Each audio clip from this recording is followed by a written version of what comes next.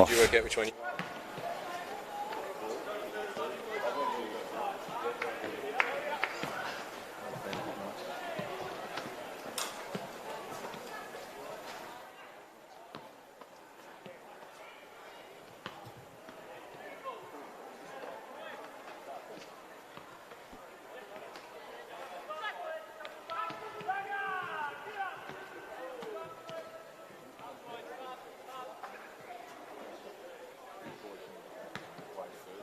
Only if I'm into that pocket.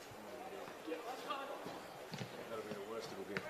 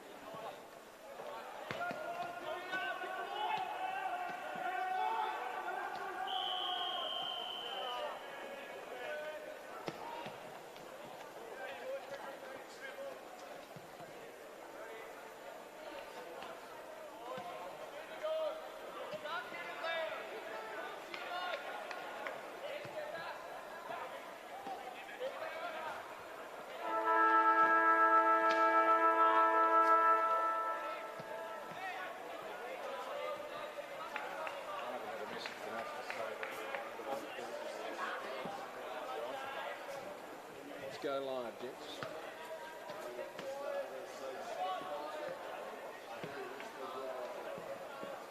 Ready.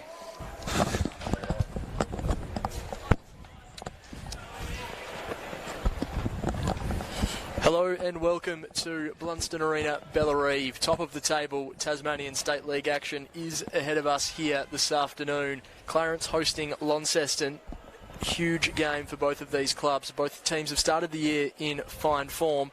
Looking forward to seeing how the Blues go on the home deck of the Clarence Roos today. Round 6 TSL action as the season really starts to get underway. My name is Anthony Osborne. Thank you for joining us on the coverage today. To my left, Andrew Cooling, and to my right, Cameron Brown. Great to have you both with us today, gents. Drewy, looking forward to today's game? Yeah, pleasure to be here, Anthony. Really looking forward to this one. Top of the table showdown. Launceston, well, they're just flying 4-0. Consecutive 100-point beltings. They are looking every bit the front runners. Clarence, slow start to the year, dropped that game to Lauderdale. Been very impressive ever since. 3 on the bounce to sit second. And look probably the most likely to push Launceston this year. We might get an answer today to just how far above the rest Launceston are, because the early impressions are pretty terrifying. Yeah, I'm looking forward to the game, Drew and Oz, and as you both mentioned, top of the table clash, really looking forward to it. Launceston, I think the last 3 games, it's something like an average winning margin of 19 goals, so it won't be that today, but I agree with Drew. I think Clarence at the moment are pushing themselves up to be the second best team in the competition. They dropped that game. In hindsight, against Lauderdale, perhaps they should have won when you look at the balance on form over the last 4 weeks. And I saw them last week against the Tigers. They were pretty impressive, but we're talking off fair. The loss of Ollie Davis today is going to hurt them in that midfield. Yeah, certainly will. We're looking through a lot of the key stats for the season so far, and Ollie Davis is certainly at the top of the majority of those stats when you look at the disposal count, the handball count, the contested disposal count, and the great Premier Data ranking points that we have access to, averaging 158.5 points a game. That's rather impressive stuff from Ollie Davis. We wish him the best of luck interstate, but to see how Clarence respond with the loss of such a prodigious talent and someone that both on the inside and the outside can be so damaging, it's going to be telling. And an area where Launceston have just been dominant so far this year. They're averaging 64.8 inside 50s a game. That stems from pure domination out of the middle. Their rucks are dominating out of there. Whoever it is at their feet is just taking it out. Blackberry's in superb form at the moment. Really looking forward to seeing what he can do again. Musica stepped in there last week. He looked absolutely outstanding. But Jake Hines returns to the lineup and was probably the best player in the comp through the first 2 weeks. They're the ones giving the service to the most dangerous man in the league right now in Dylan Riley, who's just a lazy 19 goals in his last 2 games, gents. Well, he's on track for 100 at this rate, isn't he? We haven't seen that done, I don't think, in this competition since Brian Finch, the former Launceston forward. And Clarence, I'm really looking forward to seeing him. They are a young and up-and-coming side, and they're not dissimilar to Launceston going back about 3 or 4 years ago.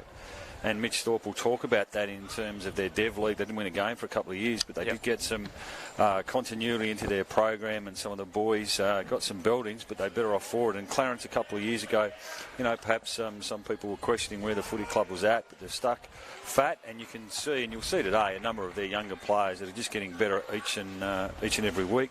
Young Preshaw is one to watch on the right of screen, boys. Number 24, I thought he was really lively last week as a 40. Presents up really, really hard at the ball carrier and can take a great contested mark. Yeah, both the Preshaw brothers have really been finds for Clarence in recent times. The Roos have had one late change. Colin Garland out, Luke Swinton into the team. Launceston, they go in as named with Holt and Hines into the side. As you touched on before there, Drewy, with Hines and McKercher and Pearce both out of the team. So round 6, TSL action, top of the table. It's going to be Ole Angerstein in the ruck for Clarence, his first game in the red and white, and he decisively wins that tap down, looking for Ethan Jackson, who just kicks the ball off the ground, a hurried kick inside 50. Target was there, and Howlett running over the boundary line will be the Blues through Miller Hodge. Stoppage to start. Yeah, you mentioned Ole Angerstein, the ruckman, played a little bit with North Hobart, spent some time training at Old Scholars, but he's been under the wing of Colin Garland for a fair bit of time now. Traditionally a basketball background from him. 206 centimetres and 110 kilos. He's a man mountain, the big German. But it's Launceston who take this one away, send it down the wing. Spoil came from behind from Beasley. They'll pile on. We'll have another stoppage on the wing here. But yeah, interesting. No Wade Wall in the Clarence lineup today. Angerstein getting the nod, so a bit of a change in look there.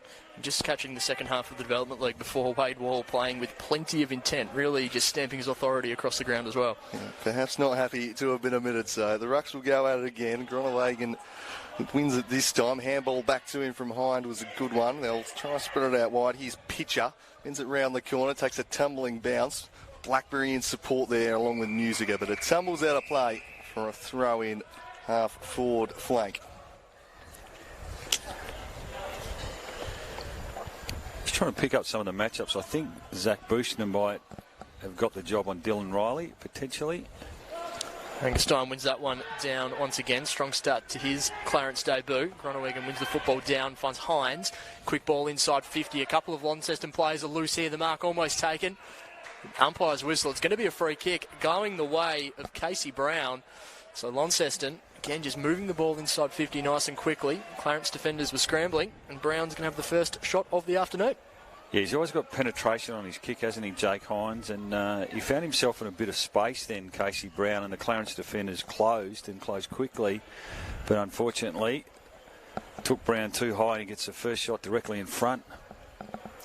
Casey Brown, he's been a consistent performer for the Blues for a number of seasons now. Begins his approach directly in front, kicking from about 40 metres. Kick on the way, likes it straight away, does Casey Brown. And the Blues draw first blood today at Blundstone Arena. Yeah, perfect start for them, isn't it? Nice finish from Casey Brown. We know what a talented player he is. He's certainly got a bit of X factor about the way he plays his footy. He can play down back, he can roll into the midfield, and this time he found himself in a bit of space in the forward half, and it's a perfect start too, Drewy, when you're coming travelling on the road like Launceston are, and to get the first goal on the board, they'll be well pleased. Yeah, well, you mentioned he's played a bit in defence, fourth in the league for average intercept marks, so a very well-rounded player. I think Josh Green showing himself to be a forward there, giving away that defensive free kick, just caught out of position. There's a reason he plays up the field a bit more, so we're ready to go in the centre bounce once more. Angusteen winning this one down decisively to Jackson. Beautiful ruckcraft there. Jackson kicks it just over the head of his man, though. It wasn't the best disposal, and Tuthill back there for Launceston takes the intercept mark. He gives the handoff to Jamison House, puts him under pressure. House shrugs off a tackle, though. Strength, and got it across there to Hodge. Hodge gets his kick spoiled. Picked up there by big Groningen. And once again, a stoppage. Some good pressure there from Clarence, and Launceston just a little unsure coming out of the back half. So some superb ruck work down to Jackson there, and the big men go out again. Angusteen, another lovely hit out, again finding Jackson, but his kick not matching the ruck work there, straight out on the full. Yeah, a little bit untidy there from Ethan Jackson, but if I'm him, I'm standing next to the ruckman all day today. He's put it down his throat already. Yep. Some beautiful tap work. Interesting to see Jason Bailey starting forward. Yeah, Ken. Yeah, we've often seen him thrown there in the past. Very rarely, good pick-up eyes, very rarely has he actually started in the forward half of the ground. So the Blues bring the ball down the line. Angusteen with the sit, almost tail, really drops what he should have taken in the end. Buchner sweeps on the loose football, wrapped up in the tackle. Umpire's whistle. It's going to be holding the football in favour of the Blues. So Braden Pitcher, a couple of touches early for him. He goes down the line at the back of the pack. Strong mark taken by Cody Thorpe. He wheels and goes. Going to look in the Riley direction. He's out the back. Almost takes the mark. Does Riley. Keeps it in front of himself. Dodges one player. Looks for the handball. Just misses the target. Does Dylan Riley, and Josh Green just hacks the ball out of defensive 50. But it's going to come back with interest as the Blues drive the ball towards the top of the goal square. Oh my God, that's a good mark. Jake Hines coming from the behind. Takes the mark on the chest in the end and just proving his worth back into this Launceston side. Yeah, not something we're necessarily seen him do over his footy career. Always a great kicker and accumulator of the footy. Uses it very well. Had a great final series a couple of years ago as well for Launceston when they had that run deep into the finals. But that was a terrific contested mark. So Hines begins his approach.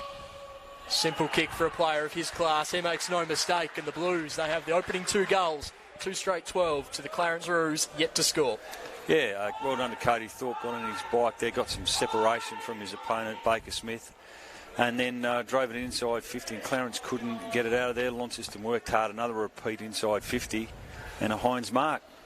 And the number one team in the comp by a distance for marks inside 50, and we're seeing that marking prowess early on here. Angusteen doing a good job in the ruck up against Groningen, who is 5th in the comp for score involvement's the big ruckman so far this year. So that shows how dominant they've been out of the centre clearance this season. But big German battling a well way. But unfortunately for his side, it's Launceston with the first couple of goals here. And they duel once more again. The German wins it down. Trying to bustle on through was Gardner. Tumbling kick forward. And it'll be taken away by Launceston. Hand off to Hines. He's been busy early. Little chip to the wing. Good one to Musica. Strong overhead there. Here's Michael Musica.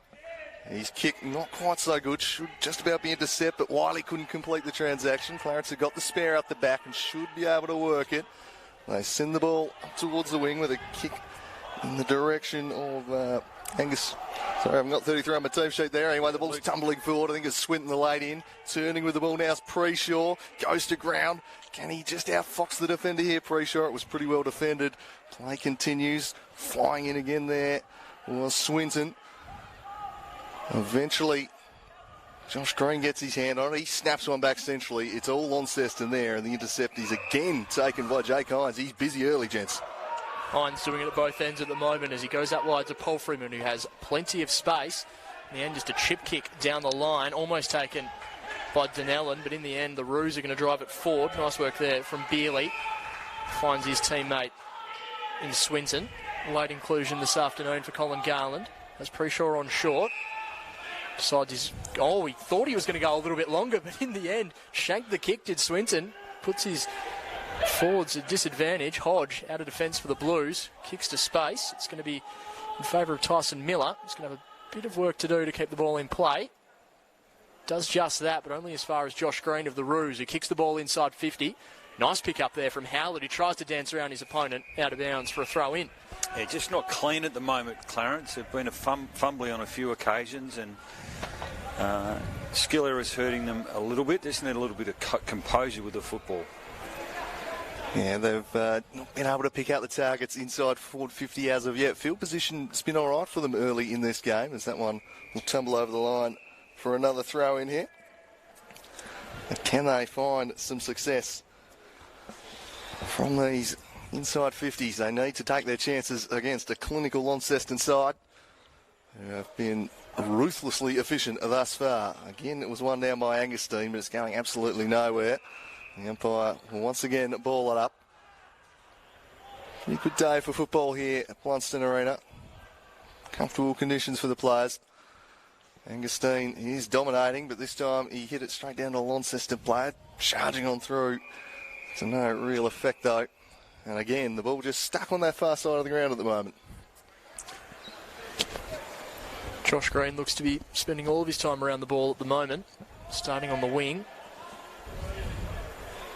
This ball's thrown back into play.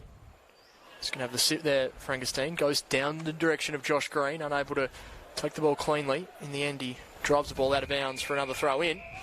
Hamish Leadham has been a real consistent performer for the Blues over a number of years.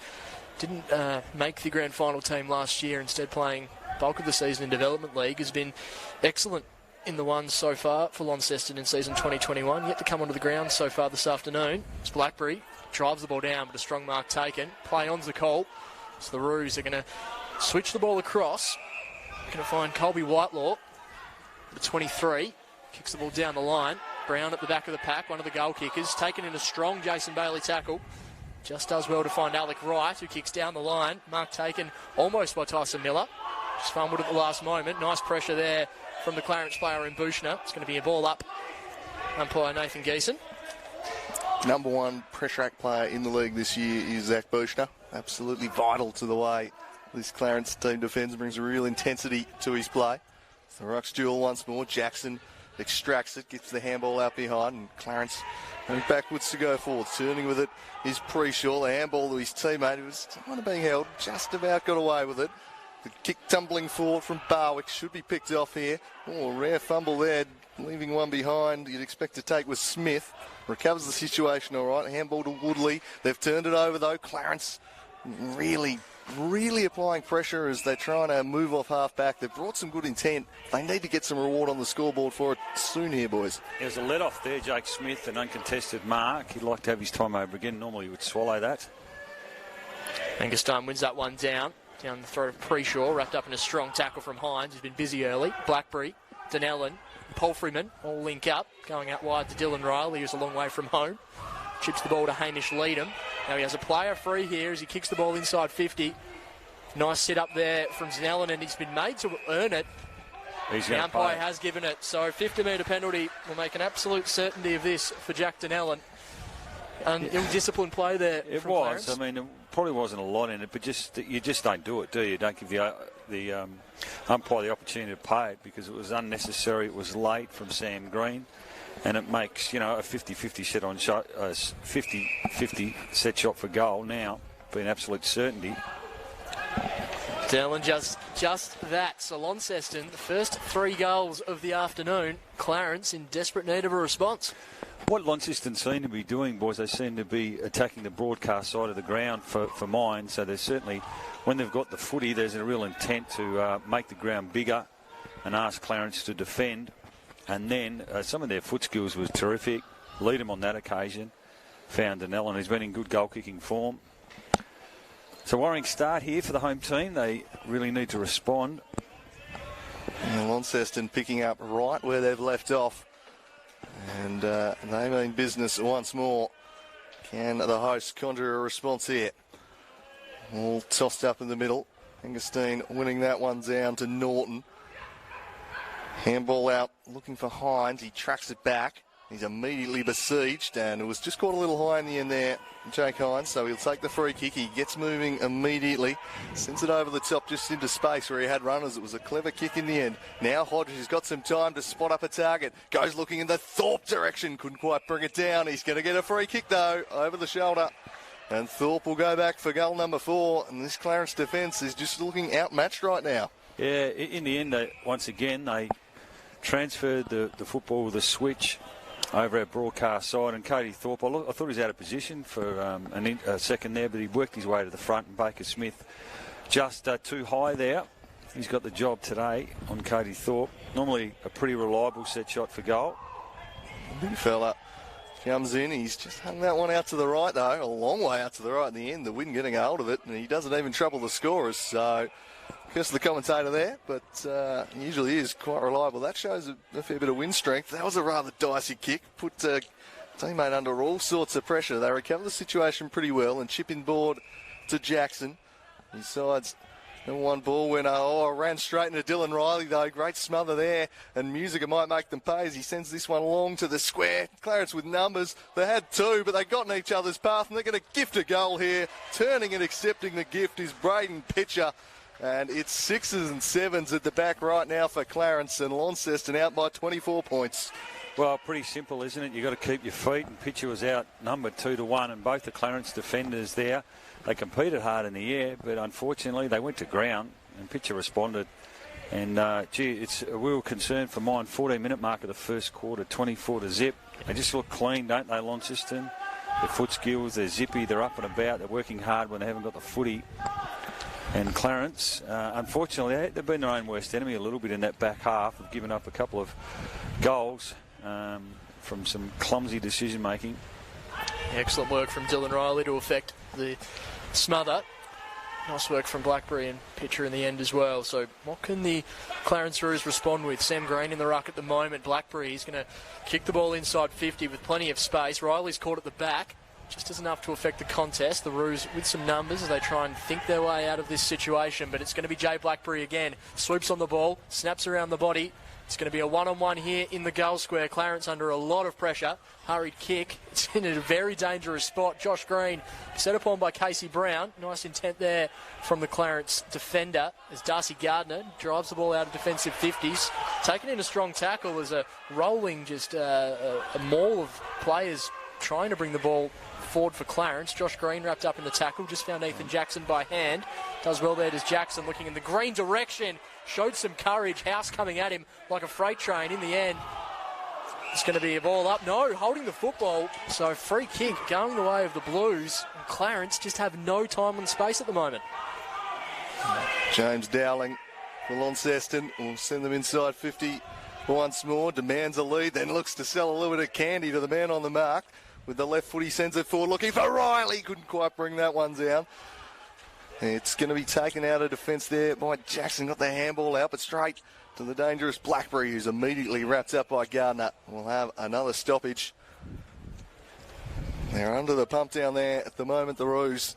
Looking a little bit panicked. They just need a settler of some sort, but all one-way traffic as this one's one down by Leadham in the ruck on this occasion. Takes the ball and sends it forward. Clarence with the spare. Dropped what he should have taken. That lets in Riley, who turns, sends it across there to Musica. Musica from the extreme angle was always bending it the wrong direction and out of bounds on the full. Baker Smith there unfortunately dropped that chest mark. He worked hard to read it and get to the front position. Short kick on there. Finds James Beerley in the back pocket for the Roos. He goes short again. Mark's taken by Baker Smith. Stops and assesses his options as Breeze just picks up a little bit here at Blundstone Arena. A shocking kick from Smith. Almost pays off in the end. Josh Green's there at ground level to mop things up. Nice work there from McCallum. Goes back inboard as the Roos bring the ball through the middle of the ground. Luke Swinton chips the ball. It's just going to get inside 50. In the end, it beats everyone. Launceston with the numbers. Hurried kick out wide in the Hines direction. It's going to be McCallum to mop up for the Roos. He's got Jackson for support. An excellent tackle, though, from Hines. And he has been everywhere so far in this opening term. Takes the advantage. Finds Groenewegen in the middle of the ground. Had Smith there as a runner. In the end, decides to kick it inside 50 himself. And a great mark taken running back with the flight. Nice work there from the young Clarence player in Oscar Poprotny. Yeah, courageous stuff from the young man there. Chips it to Sam Green. He's off. Turns inside. He has the man all alone in the corridor in Barwick, who sends it deep forward. It's a one-on-one back there, but it was always favouring the Launceston defender once again. That's just a poor entry. He needed to lower his eyes there. Looked like he panicked then, Barwick. And disposal efficiency would be running pretty low right now, I'd imagine, Clarence, as Groenewegen sends this one out wide. His best work for Tuthill, puts him under a little bit of pressure. He sends it to Blackberry. Blackberry with hands inside to Hodge. Hodge casual, maybe a little too casual. Clarence forced the turnover, but again, it's a poor kick inside 50, and this time intercepted by Morris. And really struggling to find targets when they do go forward, Clarence.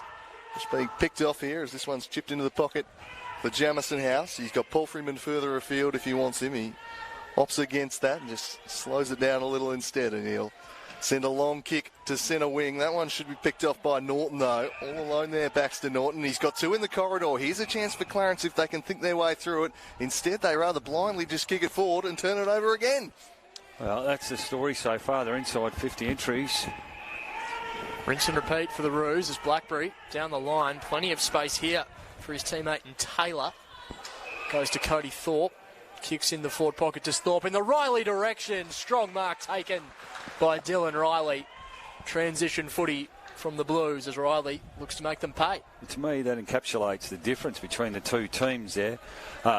Young Colby Watley's doing well to get his hands on the footy, but unfortunately his last couple of inside 50s, he just looked long and he just needed to lower his eyes, and Launceston just punished you, didn't they? This time it was on the outer wing. Dylan Riley in great goal-kicking form. That isn't his best work. The umpire doing plenty.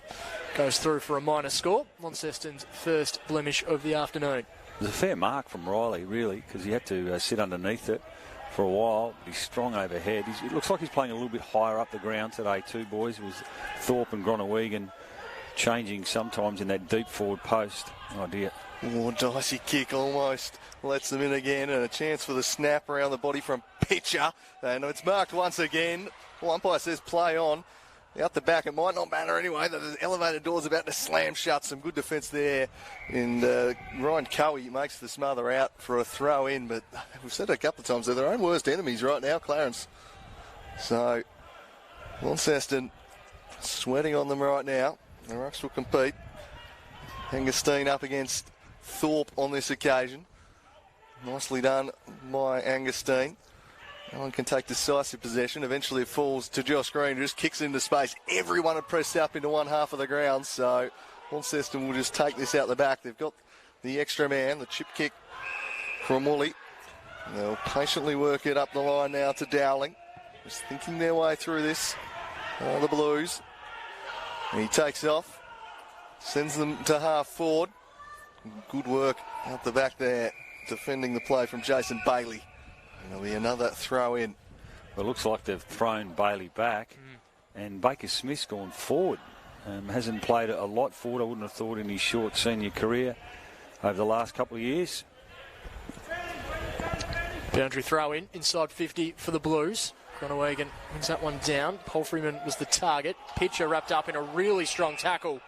Nice work there by Preshaw. So the Roos, it's exactly what Jeremy Webley would be after. So he just assesses his options. A handball as Clarence looked to have a bit of bounce out of defensive 50. Again, a turnover. Jake Hines takes the mark.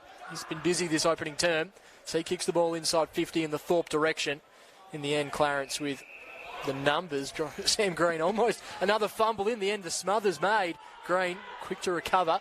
Kicks the ball in the direction of Howlett in the middle of the ground. Howlett just stops and assesses his options. Another kick into the man on the mark. I don't know how many smothers there have been. Strong work there by Musica.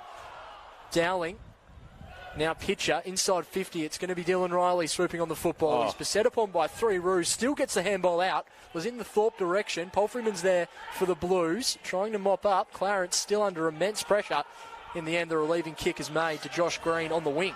Can Clarence get them on the rebound here? Not with kicking like that, they can't. Jake Hines just chips that off. He came into this game averaging a whopping 158.5 ranking points a game. He's well on track for a similar display today.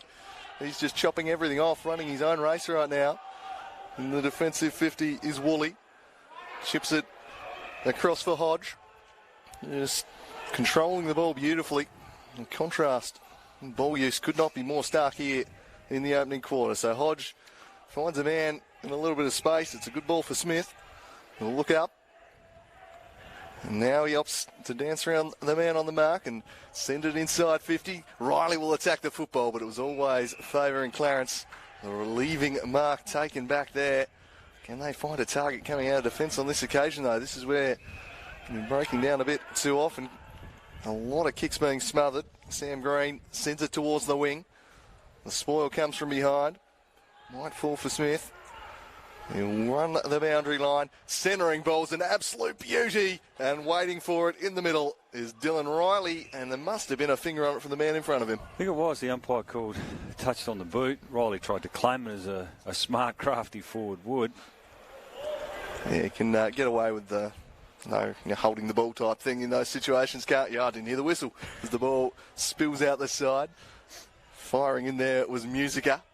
And we'll have another stoppage at half forward. 23.5 gone here, 25-0. Clarence still yet to trouble the scorers. And ominous signs early, as that one's won down by Angustine, but Hines came storming through. Snap kick, not the best one from Musica, but Dylan Riley might make it work. Couldn't quite complete the mark. Well defended by Bushner. And now Josh Green looks to send Clarence away. Sun in the eye of both players on the wing. An awkward bounce there, unfortunate for Jackson, and Alec Wright with some silky movement, beats 2, then sends it long inside 50 looking for Thorpe, couldn't quite find him, it falls out the side here for Palfreyman. Palfreyman snaps and bends it back to perfection. Goal number 5, superb stuff from Brodie Palfreyman. Launceston flying away here, they're out by 31 points.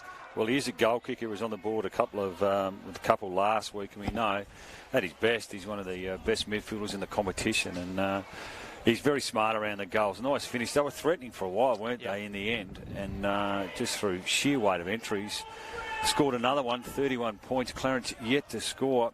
Launceston's so well drilled and organised half back, but from a Clarence coaching perspective, they'd be mortified by the amount of uncontested marks Launceston are finding in space. And conversely, their ball use is just crippling them at the moment, the Roos. They can't hit a target. Yeah, Launceston average just under 17 intercept marks a game. I hate to know how many they've already racked up in this opening term. Probably about that, I reckon. So back in the middle, 25 minutes gone in this opening term. Angustine wins it down. Hines was there for the Blues. Groenewegen does well to win his own football. Holt finds a goal kicker in Palfreyman. Back out to Grant Holt, one of the inclusions today. He's got a man chasing him. It just gets the kick away in time. It's in the Riley direction. Did well to get himself back in position, Riley, and then lays the tackle. Excellent work from Dylan Riley. He's a complete package. Excellent work to lay the tackle. He'll have another shot on goal. Well, we just mentioned how hard Launceston are working when they haven't got the footy. Not sure of the stats in terms of how many holding the ball decisions have had in their favour, but that's a real intent, isn't it, to get in and tackle. And Bushner a little bit stiff there because he won the footy and the attempt was trying to run and create something. But Dylan Riley, who we know, has got great closing speed. I don't think he's on the board yet, boys. He's threatened a couple of times. He just one behind so far for Dylan Riley. This shot, umpire has to do a fair bit of work, but it just sneaks through for Dylan Riley. Man's in red-hot form, and he hits the scoreboard for the first time today. Launceston absolutely owning this contest here at Ballarat Oval. Well, they're just getting murdered in the centre bounce too, wasn't it? It was that clearance. Holt was involved on that occasion. Palfreyman held on to the footy. They just seem to always have somebody willing to run and time with some overlap. And their ball use, although it's a fairly blustery day today, they've been terrific by foot. And I'm not sure what Clarence are going to do. They're pushing young Tom McCullum forward now. One out the goal square. Flipping the magnets around a little here, trying to find something. Desperately need a goal in these final moments before quarter time, just to give them some semblance of hope to work with here. It's a real belting once again, as it has been the last few weeks in Launceston games. They've been ruthless, shrugging off the tackle and sends it down the line. Jay Blackberry, and just opting to take the contact, and actually wants going to be a free kick to Jake Smith. Tried to claim it too. Just a little unnecessary, and just a lack of discipline's only compounding things for Clarence here. I know you want to show some physical intent when you're struggling, but do it when you can actually legally tackle them, I reckon. As the ball tumbles back into play once more. One down by Angustine out the back. Chasing after that one was Whitelaw. Handball over the top. Harper will try get it, but from the blind side came Musica. Good handball too. Found Taylor. He fed it across to Paul Freeman. Paul Freeman sends them inside 50 once more. That's pretty well defended. Couldn't quite complete the mark though. Clarence have the numbers. Should be able to work it out. It won't matter because the siren sounds on a quarter of Launceston domination. 6-1-37. Clarence yet to trouble the scorers. Well, we came here today wondering what the gap between the best and who we thought might be the second best of the competition is. Gee, it's looking fairly pronounced right now. Yeah, absolute statement made by Launceston this opening term here. 6-1-37 to Clarence zip. That's total domination. Cam Brown, what can Clarence do heading into the second term? Well, unfortunately, they had a couple of inside 50s halfway through that quarter, and they just lowered, if they'd lowered their eyes, showed a little bit more composure. They just need to get a bit of confidence on the scoreboard at the moment, aren't they? Because they've been totally shell-shocked. Right from the outset, Launceston looked like they came with some real intent. I was impressed with their ball use. They seemed to really hurt them on the outside. They found a lot of uncontested marks, and there was a real intent, I think, to switch and make the ground big and Clarence defend. And when they did get some one-on-ones, they looked awfully dangerous. Different players bobbed up for goals. Jake Hines, terrific, I thought, right from the word go.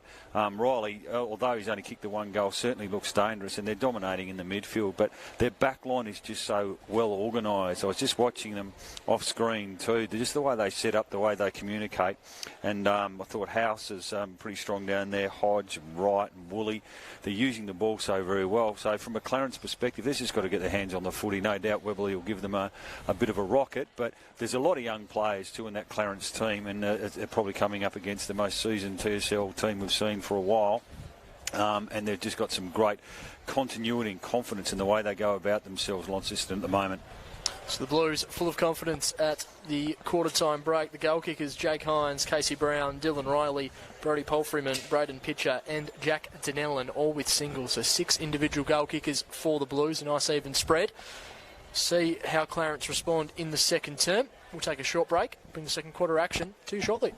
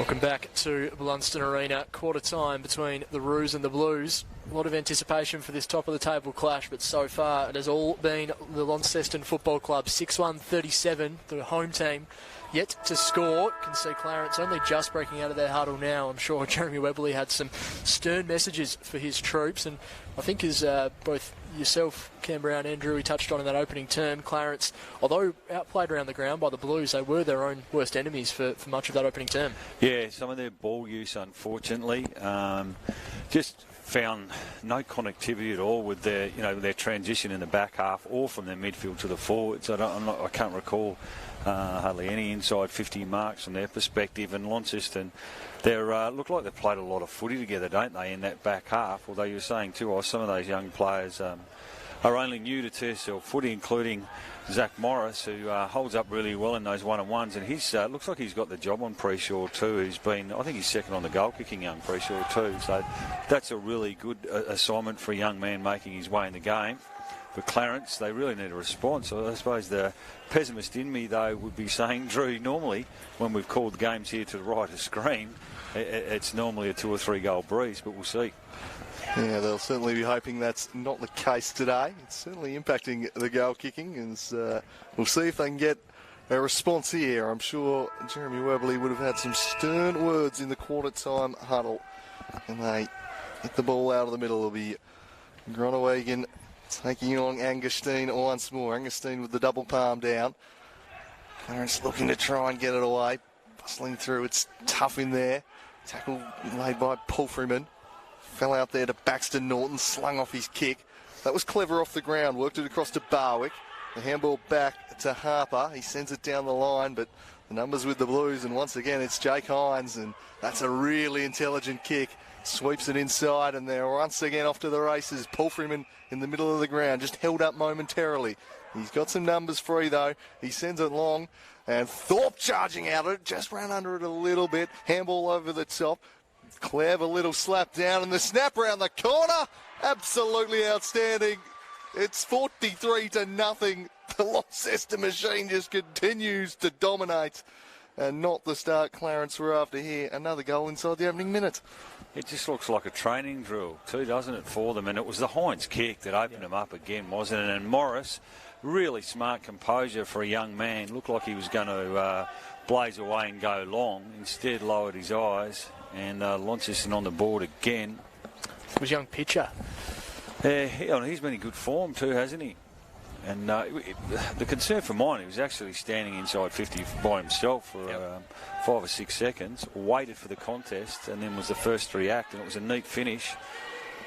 And Thorpe had plenty of room to lead into as well, so not the start to the quarter Clarence were after. Hines wrapped up in a tackle here. Umpire will take it again. Baxter Norton with a tackle. He's one that they need to, Clarence need to lift from. He needs to get his hands on the footy now. Groenewegen wins that one down, wins his own football as well. Tries to kick in the pitcher direction. Mark taken at half back by Popropny. Drives the ball to half forward inside 50. Strong mark taken. Excellent marking today from the Blues. It's that man, Zach Morris. So impressive as he goes out wide.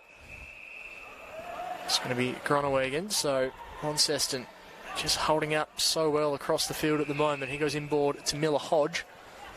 One of those Launceston players who's become a real staple for the last 24 months or so. Drives the ball inside 50 in the direction of Thorpe. Almost took the mark in amongst a pack of Roos. It's going to be Norton bring the ball out of defensive 50. Contest there, though. Launceston with the numbers. Just thrown off the football was Swinton. Going to get the free kick for Clarence at half-back.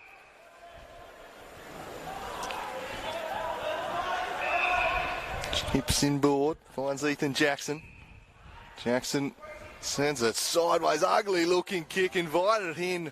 The danger man in Dylan Riley once again. Another turnover from just a sloppy kick under no pressure whatsoever. Is it the perceived pressure that's getting these players? I mean, it is just it's a good frequent. Call, they just look panicky, don't they, with ball in hand.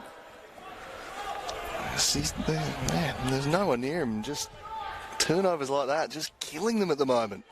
And Launceston are absolutely making them pay. Hines gets run down from behind, but a push in the back is paid. And it probably was. It was probably there. At his best, I was going to say, I wouldn't rule him out of this. Well, he set sail for home a long way out to the square. Strong mark by Thorpe, who was being held. They got away with it. It might not matter. Riley snaps around the corner, and Riley's kicked another one. Everything is going the Blues' way right now. They have another on the board.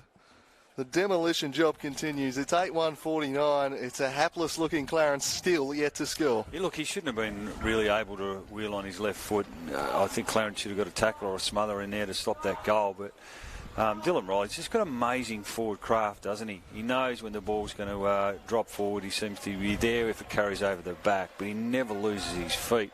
Terrific balance. And Launceston look like they're well on the way to a big victory. Gee, I've been impressed with young Zach Morris too. As a state junior under 16 level, he played as a forward, but for the Devils this year, he's been a cross half back. He looks really composed and home back there. Back in the middle, Launceston, 8-1-49. Clarence yet to score. Jackson trying to make amends for his mistake earlier. Well, he's one that looks like he's trying. Playing against his old team. Augustine wins that one down, only as far as Holt, immediately wrapped up in a strong pre-shore tackle. Can be another ball up in the middle of the ground. Groenewegen and Augustine once again. One down by Augustine, down the throat of Jared Harper. Just barrels the ball inside 50. It doesn't even get inside 50 in the end. Kicking out towards the wing, rolls out of bounds for another throw-in. He's a really experienced player, Josh Woolley. Lovely left foot. Good balance. It's a bonus having him back in to TSL footy for Mitch Thorpe.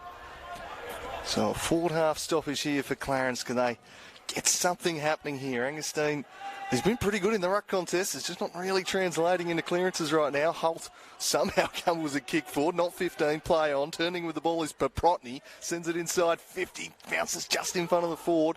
Immediately wrapped up, spilled out the side. Good tackle laid by Alec Wright. Ball in dispute. Handball was good from Taylor, and they're off half-back once again. Picking it up is Tuthill. Ran into some trouble. Tried to shrug his way out of it and couldn't. Free kick to Clarence at half-forward. Can they capitalise here? Paprotny chips it out wide. It's going to just hold them up a little. Can they spot a target? This is where it's broken down. They've not taken a mark inside 50 today, Clarence. And it stagnates here as he looks up, doesn't see a lot he likes. He hugs tight to the boundary line, looks for Josh Green. Did he bring it down inside? He did not. Out on the full. Launceston ball once more. It's a pretty obvious comment, Brownie, but gee, they're missing Colin Garland inside 50 today. They are. So Launceston drive the ball out of defence. Wiley the first to find the football. Rolls out of bounds for a throw-in. Webley at one end, Garland at the other. That's a lot of leadership at both ends of the ground they're lacking today, I'd say. Has looked Launceston have been the side with the cooler heads throughout the afternoon so far. We've played almost 7 minutes to the second quarter. Clarence yet to hit the scoreboard. Launceston 8 goals 1 the other way. It's Josh Green finds the football, wrapped up in a Denellen tackle. Perhaps left holding. The umpire said play on. Take it as another ball up. Blundstone Arena in magnificent condition following the AFL game last week. Ball up once again. Augustine, he's done so often today, wins it down, this time to Pre-Shore. Clarence kicking the ball inside 50. Far from convincing, but a dangerous ball for the Launceston defence. Numbers were there for Clarence. Launceston doing well to hold up. It's going to be a ball up just outside. The Roos attacking 50. And at least a couple of forward half entries here, gents. See if the Roos can capitalise. And they get something from this stoppage. Augustine wins it down. Going after it was Harper. He was immediately wrapped up, though. And a repeat stoppage here. And one player that's done a reasonable job so far is young Pre-Shore on Jay Blackberry. He's really sitting on him in those stoppages. And they win this one down. Jackson runs onto it. Skips free of a tackle, but his handball was smothered. Tumbling kick forward from Tuthill. Clarence will pick this one off. The handball over the top from Paprotny, who's starting to get a little busy. They send it deep inside 50, and just sitting back there to chop it off is Alec Wright. Another intercept mark. Well, BT will be having all sorts with this game with the amount of intercept marks we're saying here, gents. This is a clinic from the Launceston defence. Shipped it down the line here for Casey Brown. looks to just skip inside and skips past Baxter Norton with ease. Sends it deep inside 50. Beautiful kick and always favoured the forward in Musica. Musica wheels and goes. Thorpe can just let it go through for goal number 9. A lovely goal from Michael Musica, a touch of class. And it's 55 points, 8.5 minutes into the second. That was basically a transition from the intercept mark from Alec Wright. And again, they attacked his broadcast side of the ground. I don't think Clarence touched the footy all the way through. And in the end, I'm not sure whether or not it was a shot at goal in all fairness, but carried over the top. They seem to have had about 6 or 7 different goal kickers today, too. They're not relying it on one player, that's for sure. I know Riley's kicked multiple goals, but they're hurting them from all over. All areas of the game, really, isn't it? Contested, uncontested footy. Yeah, 7 players have hit the scoreboard, and Cody Thorpe hasn't hit the scoreboard, but has looked so dangerous inside 50 as well. So many attacking avenues for the Blues. What can Clarence respond with? Harper wrapped up in a tackle, just got the kick away, just trying to gain some meterage out of the middle of the ground. Kick off the ground for the Clarence player, Launceston player I should say. The umpire says throw in. Don't know about that. Umpire Geeson decides it will be a boundary throw in. Sure, he did everything he could to keep that in play. Yeah. As the ball will come back in once more. Everything seemingly going against Clarence now. It's not your day, it's not your day. That one will be judged a free kick for in the back. And go the way of Jared Harper. He's trying to lift them, Harper, since going in the midfield. He's got his hands on the footy and a few stoppages and clearances. And he's been good in this quarter. Can he find a target? He'll just opt to chip this one inside. And goes to James Holmes. Haven't called him much today, gents. No. He's sent this one inside 50. I'm not sure if that was touched or not. The spoil comes regardless.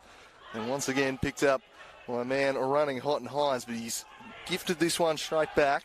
Trying to turn in a tight corridor was Harper and has scored it over the line for another throw-in.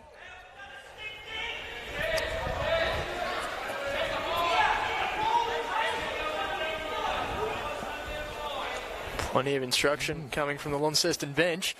So the ball's thrown back into play. One down there by Groenewegen, only as far as Josh Green. Quick kick inside 50. Players converge. Out the back, the Clarence player. It's going to be Whitelaw. Shot on goal. Just gets there. The Roos hit the scoreboard for the first time this afternoon. Nice work there from Colby Whitelaw. Quick kick inside 50 from Josh Green. Clarence, 1 straight 6. The Blues 9-1-55. Yeah, well done, Colby Whitelaw. Smart finish, wasn't it? And a little bit of forward craft about that. Just his second year of TSL footy. And well done for him and confidence for the Roos. They just need to get on the scoreboard. Unfortunately for them, it's still, a 49-point margin. But they've just got to grind and make it a fight and a scrap now. I thought Harper was important. Just got his hands on the footy. You can see they're actually trying. Jackson's another one. I've mentioned young Preshaw. He's done a pretty good job on Jay Blackberry so far. So they probably neutralised it in the last 5 or 6 minutes. They've certainly lifted around the ball here, Clarence. Can they work their way back into this one? A long way in arrears. The handball might open them up out the back. A very loopy handball, that one into space. Charging into it was Jackson. Blackberry picked it up, handball across. That's a slightly high tackle there from Sam Green. No arguments with that one. The free kick going the way of Casey Brown, who wheels and goes through the middle and sends it to half forward. Where they've got a 2-on-1 here to the Blues. How does that happen?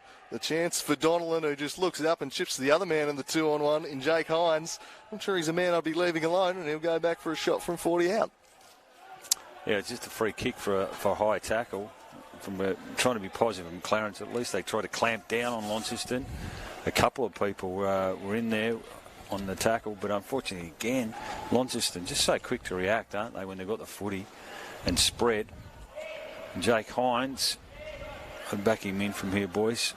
Averaging the 4th most disposals in the competition, and he's had plenty of it today, Jake Hines, but that won't be a goal. That one drifting always to the right. And just the minor score. So, the kick out will be taken. Baxter Norton, I think, getting back there. Can he find a target? Comes out and sends a good-looking ball, but some good strength shown there by the big man.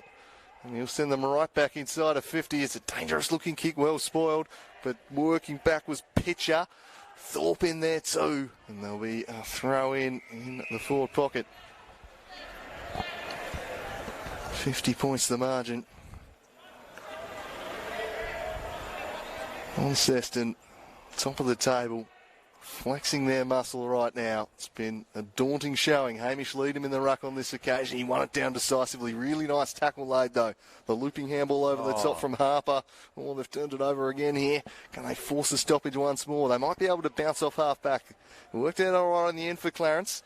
This one heads up to the wing, and that one might fall into the path of Jackson. He's immediately besieged by two. And a ball up, and a little push off the ball is going to give a free kick to Launceston, and they are their own worst enemies. We've said it time after time today. You just can't afford to give away free kicks like that when the other team's so far on top. Half forward, that one spoiled into the boundary for another throw-in. They lay a good tackle, they force a stoppage, and then you just gift the ball away by deciding to just whack someone off the ball unnecessarily. It's got to infuriate Webberley, surely. It feels like Clarence have, at least been able to have a couple of repeat forward half entries this quarter, but just not getting the reward, and that ill discipline's hurting them. See what they can do here as ball lands in the path of Swinton, runs onto it. He opts with the handball in the end over the top to Holmes, who's been thrust forward. He kicks inside 50. These are promising little bit of play for the Roos, but again, the disposal inside 50 lets them down. Launceston with the numbers out wide. The high mark attempt from Jackson in the end, unrealistic. Grant Holt tried to quickly get off the mark, but he's been told to get back into position. So Holt at half back. Some promising bit of movement from the Roos, but again, that last kick inside 50 letting them down. Well, Tom McCallum had burst out the back and was in plenty of space if they could have just got the ball to him deep. Probably the one time today they needed to go deep, and they decided to try and spot one up. This one's sent the half forward in the Donnellan direction, but he runs out of real estate. Hell, he was really impressive, particularly in the second half last week against the Tigers. Tom McCulloch, extremely athletic. And so you've got some really exciting attributes for the future. Back into play. Angerstein wins it down. Josh Green with a quick kick down the line. Strong contest. Launceston players down in a bit of trouble. Meantime, Clarence kicked the ball to half forward. Bealey's there, taken high. It's going to be a free kick going the way of the Roos. What can they do here? He's just got to think his way through this now. Stops and props in the end. He's just going to set the ball up to the top of the goal square with Launceston have the numbers. Mark taken. It's going to go Jack Tuthill. Again, Clarence not helping themselves. They drive the ball out of defensive 50, the Blues. Grant Holt at the back of the pack. Has Josh Green for company, but Holt's going to use his speed. Kicks the ball down the line. In the end, you see him out of bounds. Out of bounds. Yeah, what was it at quarter time, boys? 6 goals to 1, or? Yeah, 6-1, 37. Okay, so big 10 minutes coming up here for both teams. On centre wing, the Rucks go at it. Angerstein has been pretty dominant there. Holt with the handball. A throw, in fact. This is a player that I'd like to have with the ball in hand, Darcy Gardner. He's a terrific kick. Probably a slow start for him, but he can really provide some energy when he's up and about. Young Devils player, and he sends them to half forward here. Contest. Oh, saw the ball fall. The Clarence player, Swinton in there jumps on and will lock it up for another stoppage. Been able to win kind of stoppages around half forward, but it's been this part here that's been the problem for them in this second quarter in particular.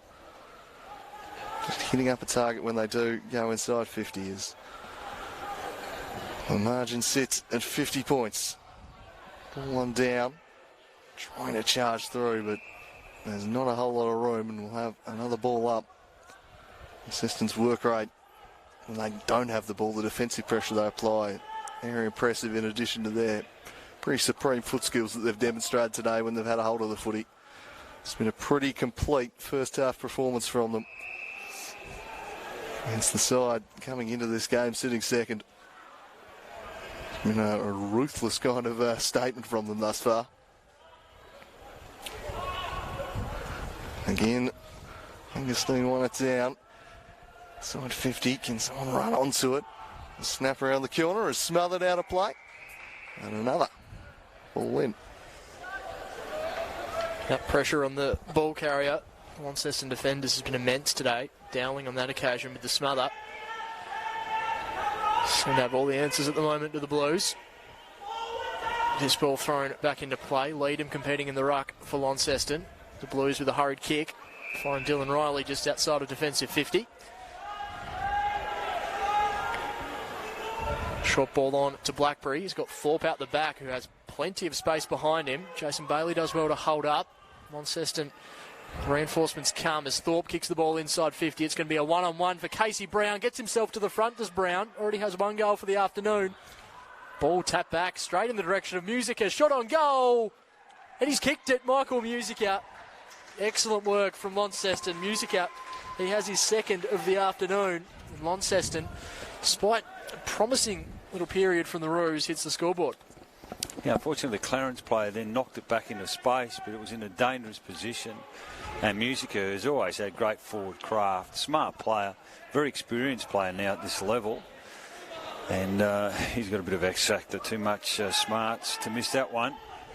Bit of a body blow there. Probably just again happened a little bit too easy, didn't it?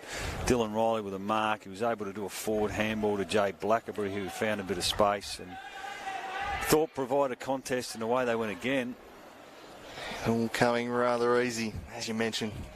Punching it back centrally, always a dangerous play when players of Musica's calibre are around. Blackberry straight out of the middle, sends them deep in the Thorpe direction once more. Riley lurking, coming through once again. Here's Musica. Can he extract his way through this one? Not quite. Clarence will look to charge out of defence. It's a nice play initially, but it was a fairly average, grubby-looking kick.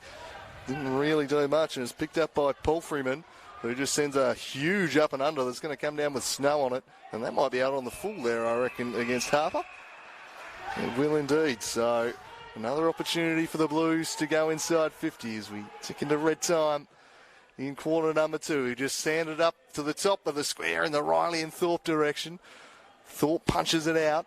Clarence with the handball off there to Beasley, who chips it straight into the into Musica, who wheels and goes and bends it back for another one. Michael Musica turning it on in quarter number 2. And once again, a turnover out of defence is brutally punished, and they skip away to a 62-point lead. I was going to say the exact words, Drew, punished again. And, got to give them a nod to their goal kicking today, too. 11 goals, 2. So they have, literally made them pay for every mistake and every turnover in that back half. So we haven't got the benefit of stats in front of us, but certainly from the Clarence turnovers, they've absolutely made them pay on the scoreboard, out to a 62-point lead now. Just when you thought Clarence maybe had just neutralised it a little bit, away they go again, the champs. And Musica, 3 goals for the quarter as well. What can the Blues do here as players in pursuit? It's going to be umpire's whistle. Free kick going the way of the Blues.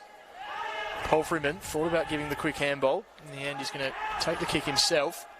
Just sets it up to a dangerous position in the Dylan Riley direction. The pack forms, unable to complete the mark. Ball's won there by the Launceston player. In the end, a free kick. Yeah, just too exuberant there. Baker Smith, the intent was to tackle, but he just jumped in his back. Almost a little bit of frustration. Tyson Miller. You got to be careful here that... I was going to say, I thought at one stage he was just going to handball off to a player lurking in Jay Blackberry. He's probably on the wrong side for a left footer. Miller tied up in the pocket, looking to kick Launceston's 12th of the opening half. Kicks on the way from Miller. A nice looking effort. It's just going to fade, punch through for a minor score. And just noticed that Jake Hines came from the field just before that last Musica goal. Just looks to be getting a little bit of treatment by the doctor just above his forehead, I think. So we'll keep an eye on that as the afternoon unfolds. In the back pocket, Clarence send it towards the wing. That's a good strong mark there. Can they get something going now? They've really struggled to string together multiple marks, really. And again, they're just unable to do it. The ball turned over on centre wing. They all crash in. There'll be a stoppage. Umpire lets it go for a little while, but eventually kills it before Holt can escape with the football. He just saw a little glimpse in, a lovely contested mark from Tom McCullum. The area of his game he'll need to keep working on is that kick. And this one's swung forward. In front, Groenewegen not able to quite get there, so just get some forward territory and look to find another one. When the balls have been coming in, they've been taking their chances. Clarence have been the inverse of that, but they came into this one scoring a goal every 3 inside 50s, which is a pretty fair click. And we've seen that ruthless efficiency once again today. When they get it in there, it so often leads to a goal. Some strength shown there from Green, and the ball just kicked in to the middle rather aimlessly because it's all Launceston in the centre of the pack. The chip out wide for Casey Brown, and he's got the man on over the top. They're lining up. Instead, handball back to Brown. Not sure that was the best decision. Attacking there. And that's a chip inside, and geez, they've just got free men everywhere, Launceston. This time it's Brendan Taylor all on his own, who looks up, and Michael Musica is in his own in the middle of the forward 50 arc. I'm not sure that Brendan Taylor spotted him, but he's kicked 3 in the quarter. Someone might want to go stand near him. Brendan Taylor for goal number 12. It'll be a tough kick from 45. And never really gave it a chance there. Through for a minor score only. So Clarence baying for half time really at this point. They're going to take the siren if it was offered to them. As this one's chipped rather dangerously. Fell for Beasley and then chipped forward. This is a reasonable situation for him with a 2-on-2, but once again, Launceston just make it work and chip it inside for Hodge. Hodge takes a while and then swings it out to the wing. He sets a task there. That's a good strong mark from Preshaw. I just wonder whether or not you get Preshaw out a little bit higher. Perhaps give him a run across centre half forward. They're falling down there, the Roos. Just might get him involved in the game. Yeah, number 3 in the comp for 450 marks, but he's simply not had the service today as this one's sent inside 50. But again, it's a kick just not to their forwards' advantage. And now to play for a throw in deep inside corner number 2 here. Half time, not too far away. 64 points the margin.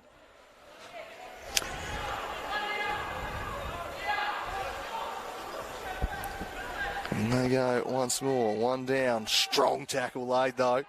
Clarence keep the ball in motion though, working it forwards. Slung out of the pack into empty space, and it's a foot race there. Might be a chance here for Clarence, but just worked off the ball was Darcy Gardner. And now Launceston will look to rebound. Found the man who's running hot, and Michael Musica just gives the old don't argue. That's how confident he is, but it breaks down on this occasion. Ryan Cowie, the 1-2 with Jackson, then run into all sorts of trouble. Play allowed to continue. And now, good spin move there. Some lovely work from Harper, and the kick inside 50's a good one. And Josh Green takes the mark. A better passage of play there from Clarence as they hit a target. Well done, Cowie then. He was the player with a bit of intent to run on, and it probably should have been pinned for holding the ball, but at least he was prepared to put his head over the footy. He was the player, unfortunately, early on in the quarter, knocked into a bit of space and was punished with a Musica goal. But at least the endeavour was there. And a bit of experience there from Josh Green to work his way to the front. To say this is badly needed is an understatement as Josh Green goes back and slams it into the post. 1-1-7 Clarence, the gap at 63 points. Hard to believe in nearly 60 minutes of footy, just their second scoring shot. Yeah. It's been absolute domination from the latter leaders.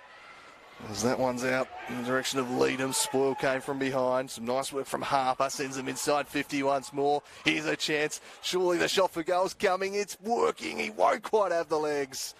And in the end, no goal for Preshaw. Just another behind. 1-2-8. He was looking for a pass. Maybe he should have just backed himself to slam that one through, I think, there. It's Blackberry the target. Defensive 50. Has the runner on offer. In the end, opts to wheel onto his left boot. Kick the ball down the line. Riley's there as Groenewegen for the Blues. Nice work there from the Clarence defender just to hold Launceston up. Strong tackle laid. Plenty of players around this football as Clarence hacked the ball towards half forward. The target there in McCallum. Punch there from Alec Wright. In the end, run out of bounds for a throw in. Quick around the grounds for the TSL. It's all Glenorchy over at North Hobart Oval, 54-9.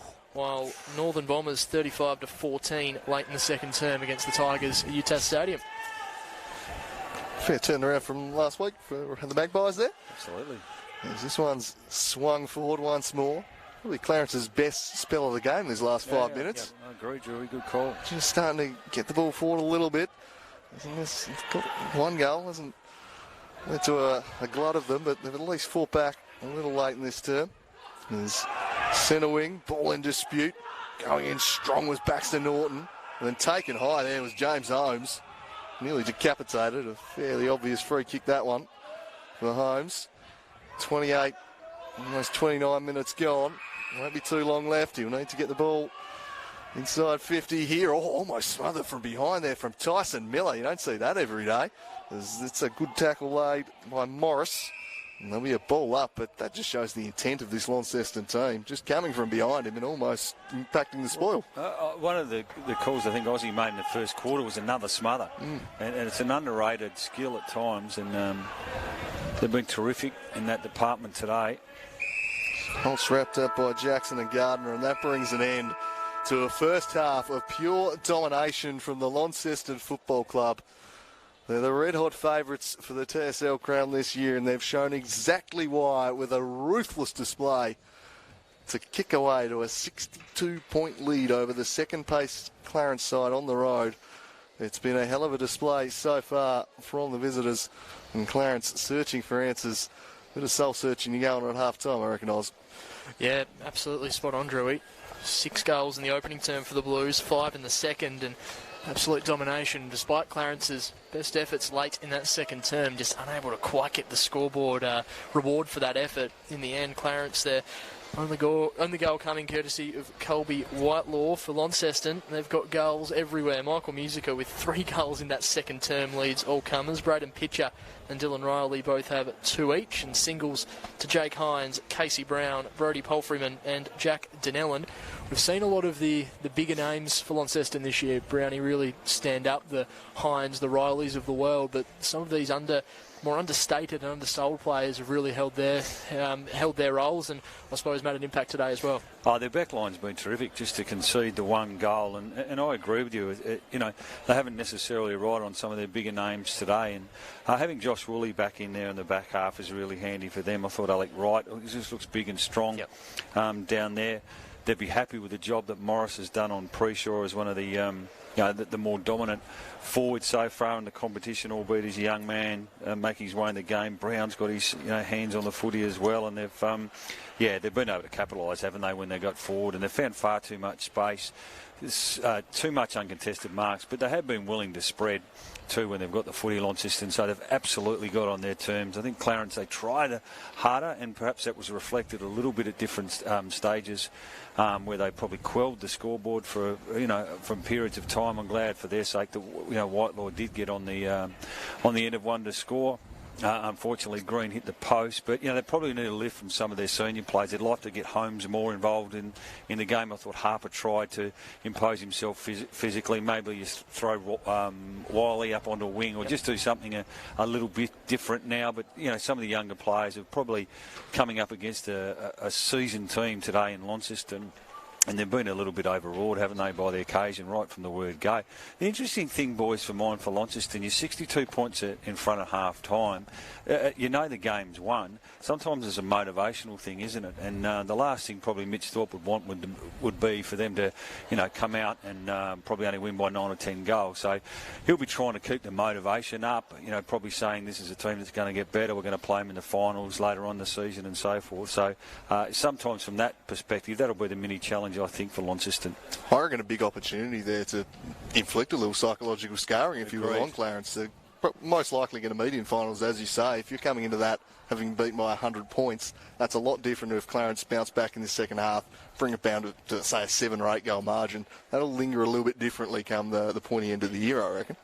And that middle pack of teams in this competition, it's so even, and Clarence with a percentage of 120 coming into today. If if the loss does continue to grow and it ends up being far larger than 62 points, that could have massive ramifications as we approach the business end of the season as well. So half-time here at Blundstone Arena, Clarence 1-8, Launceston 11-4-70, a 62-point ball game as we wait for the second half to get underway. We'll bring that action to you shortly as we wait and see just how Clarence respond in the second half.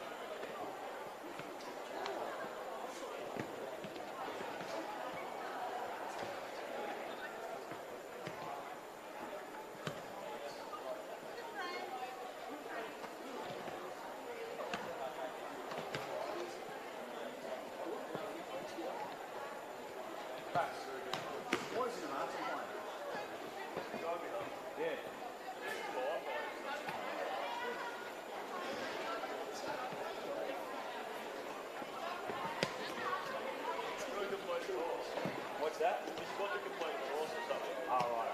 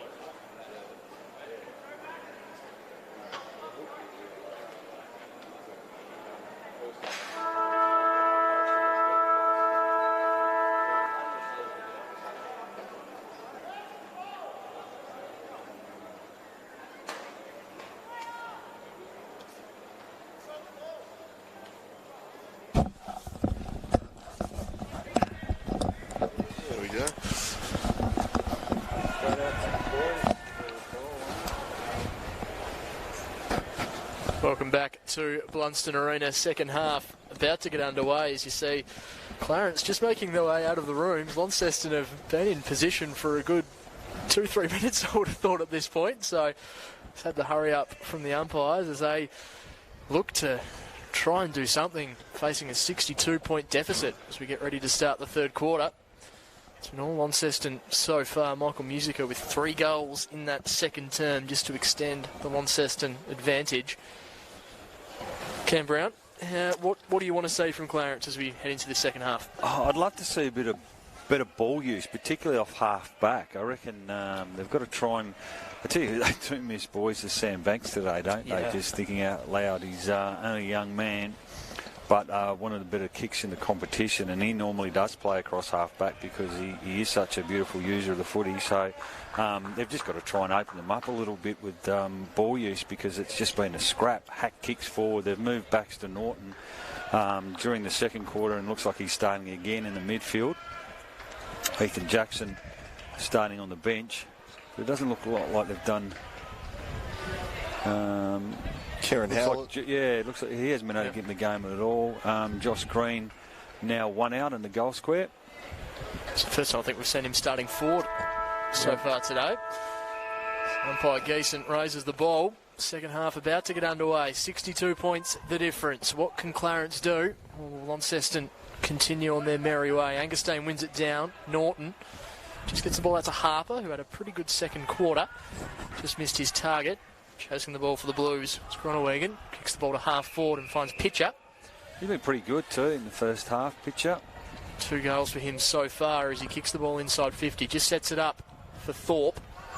Launceston again with the numbers. Musica kicked 3 goals in the second quarter. A strong tackle laid, and he's holding the football. Reward for effort there for Clarence. Nice start in defensive 50 for the Roos. He's been okay, Billy. Just his ball use at times, but he has tried pretty hard. A ball punch there by Jamison House, out of bounds for a throw in. Half forward here for the Blues. Just the loose man in defence here at the moment from this stoppage for Clarence. They try one behind to try and stem the bleeding a little bit. Jumping in there was Blackberry, but the ball going absolutely nowhere. And the real stars of this Launceston side, but hasn't needed to be at his prolific best today, Jay Blackberry. Plenty of other contributors all around the ground. As the Rucks duel once more. No decisive hit out. We appear destined for another repeat stoppage. A few half-hearted shouts for holding the ball, but definitely no prior opportunity there. Looks like Baker Smith's going to be the loose. We've got Buchner and Riley, and then Bailey and Thorpe. This one extracted by Paul Freeman. Neil directed. All just caught on that far side. Really going anywhere early doors here in the third quarter. 62-point lead for Launceston heading into it. It's been imperious stuff from them once again. Looking to string together another triple point victory. This one down in favour of Clarence, but unable to get a clearance as a result. Scrappy stuff at the moment. Naughty's pile in once more. And, going nowhere fast right now, this. Rinse and repeat at the moment. Almost 3 minutes gone in this term. Clarence with the numbers here around the stoppage. Driving ball down the line. Josh Green's at the back of the pack. What can he do? Tries to get control of the football. Dowling just bettered him to it. Green under the pump now of the Sam variety for Clarence. Running out of tarmac and out of bounds for a throw-in. Subdued start to the third quarter, boys. Not a lot of time and space for either side of the footy here. Ball back into play. Falls well short in the end of Angustane. Clarence quickly kicked the ball inside 50. Josh Green once again the target. Has Dowling for company. A big punch forward there for the Roos. Creates the opportunity. Pre-Shaw from the impossible angle. Through for a minor score. It looks like they've moved Pre-Shaw forward after having the job on Blackberry early. So here come the Blues, unabated out of the defence. They'll swing it in the Jake Hines direction. Coming over the top was Smith, shrugging off a tackle with strength. His pitcher, he's been so impressive today. Got it to Palfreyman. Palfreyman inside with a good ball to Smith. Smith's kick chopped off there by Beasley. He made a little bit of a meal of it. Unable to clear the area. And as the umpire spotted a free, he has. It's going the way of the Blues. Palfreyman just unable to clear the area. Another opportunity coming up here for Launceston to register their first of this third quarter. And who is going to be Jake Blackberry to take it.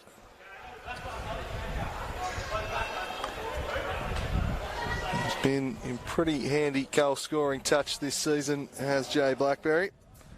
He's at the top of a lot of the statistical categories in the competition, having himself a fine season. He comes in, looks to guide that one home, and he does so beautifully. He works it back on the breeze magnificently. And it's Launceston who kicked the first of the third quarter. There's just a broken tackle on the wing.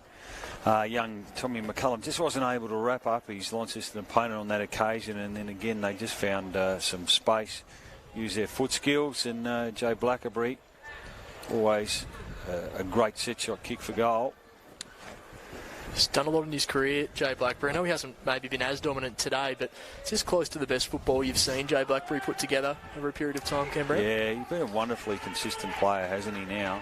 And I think going back played a premiership team with South Launceston many years ago, and going to finish a very decorated player, isn't he? When he does retire, but gee, you would have thought he's still got 3 or 4 years of good TSL footy left in him. Back in the middle, lovely bounce from the umpire. Down by Gronewegan. Holt playing a bit of time in the midfield today, just spirals the ball forward, taken there as a Clarence player in. Well, he'll stand underneath it every time, Baker Smith. He's a wonderfully courageous player. This is probably the area of his game he's looking to improve on.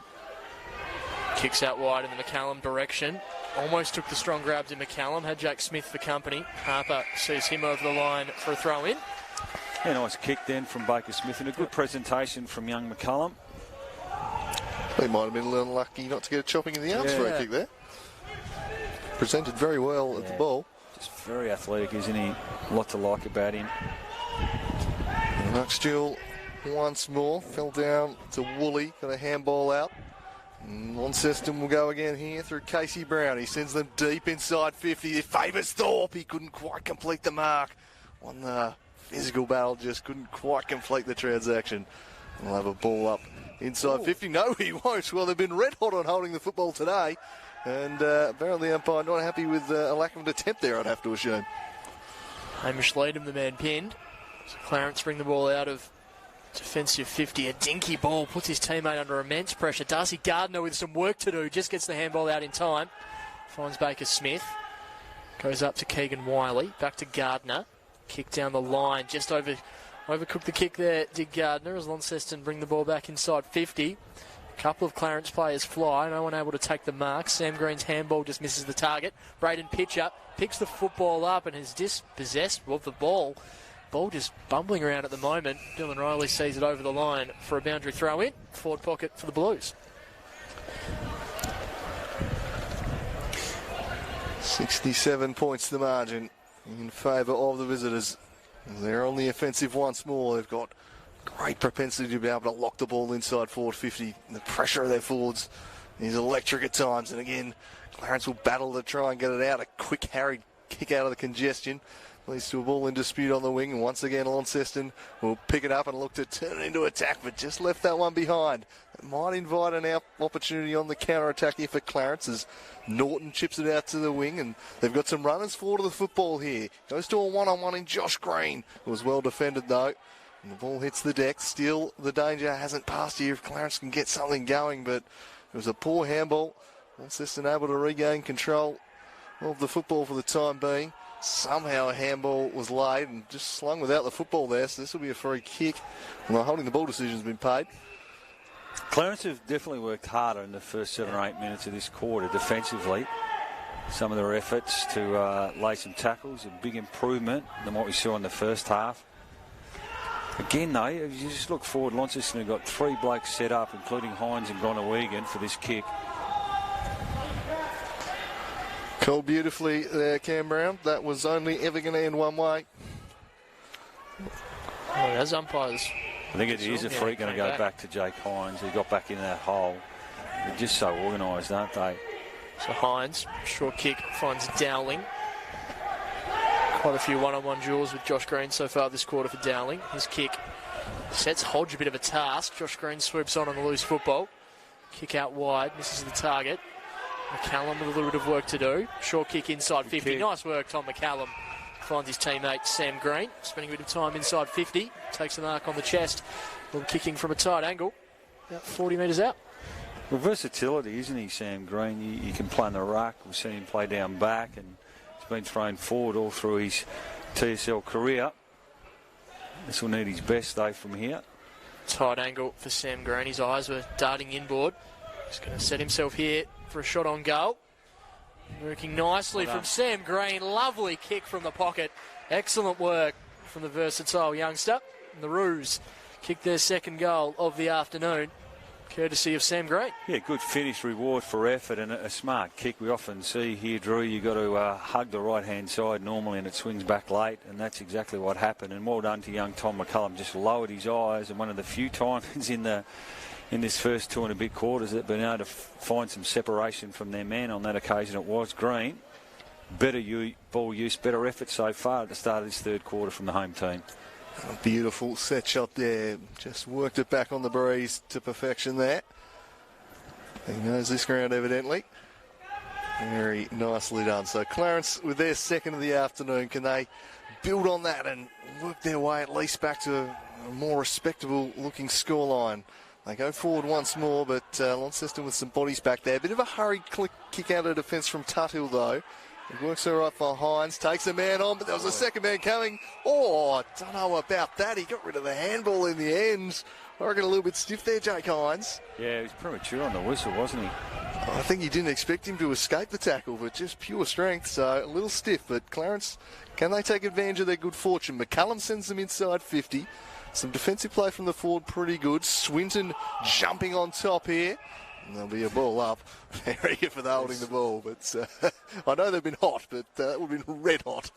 There's no doubt they've been put on notice. I would have thought, boys, at half-time by their coach, the Clarence team.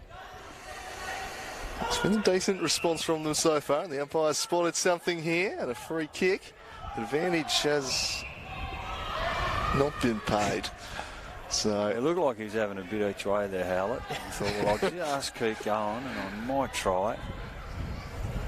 Well, in the end, I'm not even sure who. Is it going to Baxter Norton? Baxter Norton. Yeah. Need a lift from him, I think. One of their gun players.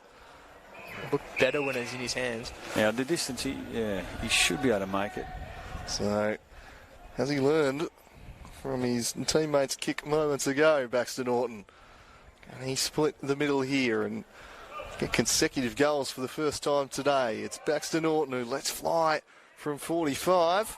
Well, that one bent back the other way. He did it quite nicely in the end, Baxter Norton. He splits the middle. Another lovely kick and a better response here from Clarence to start the third quarter.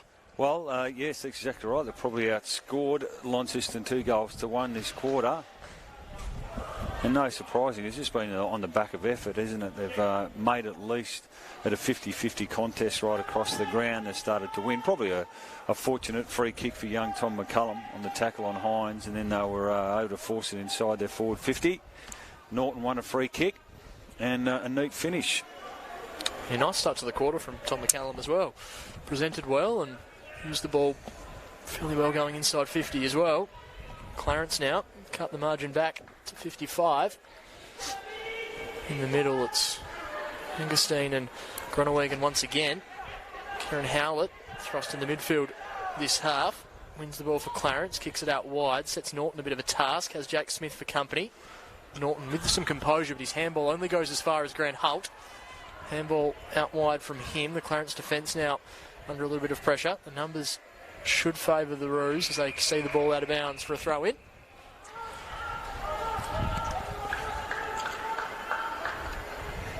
You'd see Josh Green motioning some of the Clarence boys to push forward.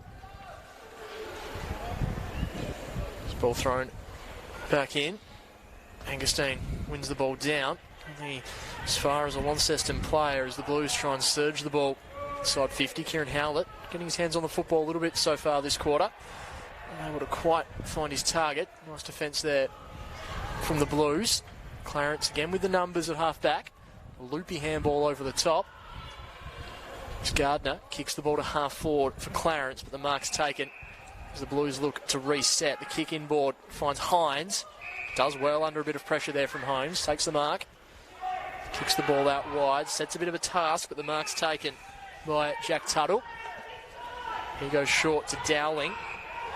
Dowling wheels and goes. Kicks the ball inside 50 to a dangerous spot. Coming across was Leadham, unable to take the mark. Riley's handball back to Alec Wright. Snapping with his right. Could be a dangerous position. The mark's taken. And kicking another goal is Michael Musica. He has 4. And Launceston respond with their 13th goal of the afternoon. Got some experience in that forward line, haven't they? Musica, Riley, Gronowig and Thorpe. They've played a lot of TSL footy between them. And in the end, Musica just read the kick, didn't he? What's that, his 4th? His 4th, yep. He's an absolute beauty, Michael Musica. Yeah, we saw him a couple of weeks ago. It was against North Hobart. He rolled up into the midfield. Yep. So that's the luxury. We mentioned off air a couple of players to still come back into this team. In JB Harper and Fletcher Seymour's another one. Fairly handy ins there. Yep. I think you could find a way for them to get back in, albeit they're on the way to a big win again today. But, gee, they've got some depth, haven't they? Yeah, I think that's really hit home by the fact that young McKercher has been so impressive. Yeah. Can't get a look in here. Going to be a walk-up start anywhere else. Is an intercept mark taken there by Tuttle, who's impressed me today. His defensive work. He chips that one for Casey Brown, who wants a 50, won't get one. He looks up. He's got Blackberry presenting short. Instead goes in the direction of Paul Freeman, who shows a strong pair of hands. Paul Freeman looks up. He's got Jake Hines in the middle of the park screaming for it, but in turn he also decides to go down the line. In the Thorpe direction, was just worked under it nicely and allowed Sam Green to drift across and take the intercept mark. He'll turn and look to switch things up. That's a really dicey kick, inviting all sorts of danger, and a certain goal coming up here for Launceston. If it'll sit for Riley, it's a 3-on-1 if it does. Handballs it over the top, won't sit for Musica. Can they work it out? Thorpe now gets there. He's tackled, and some despairing defence and a fortunate bounce to save their bacon there, lads. Probably, I'm being facetious, probably the first mistake they've made all day. Look, they could have raffled it really in the end. It was unselfish from Riley. I thought at one point he might have sold a dummy and ran in the open goal, but he's trying to bring his teammate in. So deep in attack here, the Blues. Can they conjure another one? It's Clarence who'll take the ball away through Howlett's been busy early in this third quarter since he moved on to the ball. That's a good kick too. Finds Holmes in a little bit of space. Now, they haven't got a tall forward line, Clarence, so they do have to lower their eyes here. And he sent it long in the direction of Green. It came out the back, and that will suit their smalls. They're surging after this one. If you can gather control, the handball over the top's a good one. Now the kick forward to the top of the square. Coming in from the side and taking a great mark is Preshaw. Lovely work from the young man there. Flew at the ball, strong hands, and surely a goal coming up here. Well, that's his one wood, but it's been the first time he's been able to run and jump with the footy. And he's done that a lot this season. And a nice finish there for him too. He'll continue to work hard, this kid. I'm a rap for him. And he'll give him a target, but he just hasn't been able to get the presentation and the service he would have liked today or get to enough contests. But on the occasion, he had a bit of a sit where he had an opportunity to run and jump with the footy. And first time he's been able to really get away from Morris today. Enjoyed watching that battle. Was that young Darcy Gardner at half forward using his speed? Yeah, he's a quick player, Darcy Gardner, and that's why you want him around the footy and getting his hands on it, because something normally happens. It's one of those creative burst players. Powerful too for a young man. He's got a terrific kick. Knows the way he's round footy ground, and you're right too. It was his pace that set that up too, Aussie. Nice quarter so far from the Roos.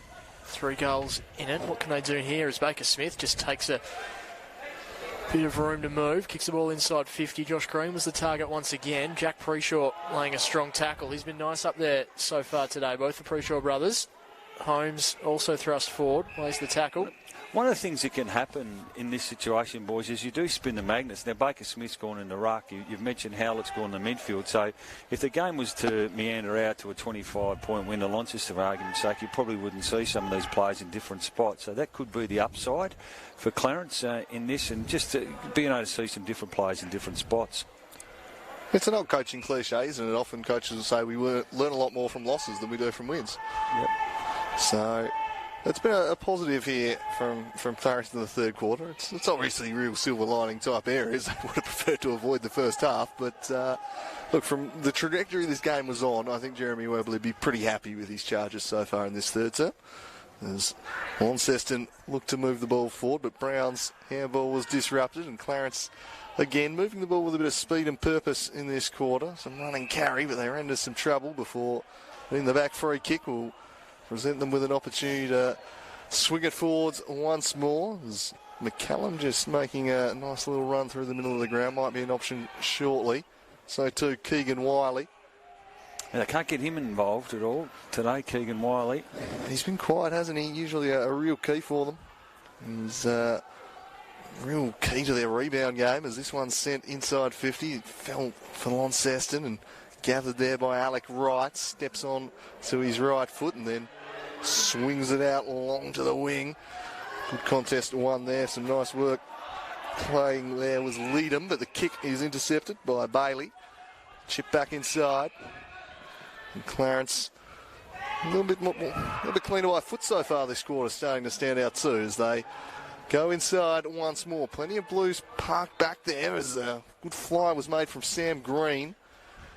Running into a little bit of trouble there was Pitcher, and his kick is impacted and intercepted by Tom McCallum, who's starting to come into the game. This kick might be slightly beyond him. He's looking to hand off. Looking around. Keegan Wiley was riding shotgun. In the end, he thinks to just set it up to the top of the square and let the big men fly. That they do. And it's off hands through for a minor score. Yeah, Keegan Wiley for that handball is always in a dangerous spot there, isn't he? Yep. And Launceston might have been awake to it. That's been good from Clarence. We're at the 21-minute mark of the third quarter. They've actually won the quarter. There's one down there. Denellen unable to take control, taken high. It's a Clarence player. He'll get up, though. Baker Don't worry Smith, about that. Baker Smith, though. Love the way he goes He's actually got his hands on the footy since he's gone in the ruck. I like that move. Just to something different. They've tried him back. They've tried him forward today. Squirts the kick into the forward pocket to Smith in Josh Green direction. Rolls out of bounds, and you can see James Holmes there playing as a forward pocket as well. I like the idea behind that kick. Didn't quite execute. Rather than just bombing to someone's head at the top of the square, put it into some space for someone to lead to. I've seen that so many times today with Clarence's use inside 50, just bombing away. Nice change of tact. Taken in the tackle perhaps without the football. He's a Clarence player, but Jay Blackberry's going to emerge with the ball, kicking into space through the middle of the ground. Jason Bailey's there to mop things up for the Roos. Kick out wide, sets Buchner with quite a task. Pitcher in the end gets a handball over the top to Riley. Just runs out of tarmac, out of bounds for a throw in. Risky kick that from Bailey. Invited some danger. Not quite able to make them pay on that occasion. Pitcher. Miss placing the handball a fraction. Groenewegen competing in the ruck against the big German who wins it down. Riley was in there. Musica lays a strong tackle. Once again, a stoppage having himself a day. Michael Musica. Every time he goes forward, it seems like he's involved. One down by Angustine. There's that man Musica who shrugs off one tackle, skips around one, then handballs it off to Hind. He's got some space to compose himself, Hind. He just kicks it. I think he got caught in two minds there. Either that or he just had a really average shot for goal. Either way, drifts out of play out on the full Clarence ball. It was a bit of each way. He probably needed to square it back a little further to Casey Brown, who was alone, calling for it. You just saw then, though, when Launceston, their ability to win it inside and then flip it out post-clearance and when they get the ball in the space. Hasn't happened a lot this quarter, but that's been the one wood for them, for mine, in the first half. just those senior bodies against perhaps the younger tackles coming from Clarence. It's been a big factor today, hasn't it? Just a little bit stronger at the contest. There's a searching ball inside 50. Snap straight into Green's leg. Oh, handball back centrally, puts his teammate under all sorts of pressure. And the elevator doors slamming shut there. Launceston, a real feature of the game is their forwards' defensive work, locking it inside 50. And forced a deluge of turnovers from that approach here today. As a free kick's been spotted, and it's going the way of the Blues. And it's going to a pretty handy man in Dylan Riley. The only area of his game that's probably let him down a little bit today has been his kicking for goal. So we'll see how he goes here for his third of the afternoon. Real quiet day by his standards of late after bags of 10 and 9 in the last 2 weeks. And he's missed that one too. So just a little off with his goal kicking today, Riley. But in red hot form.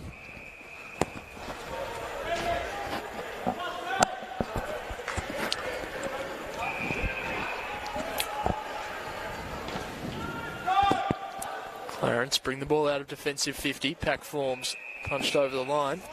If you were to say that there was an 11-goal opening half for the Blues and that Dylan Riley, say only kicked 2, considering I think there was an Examiner article this week where the Facebook caption was how many goals will Dylan Riley kick this week?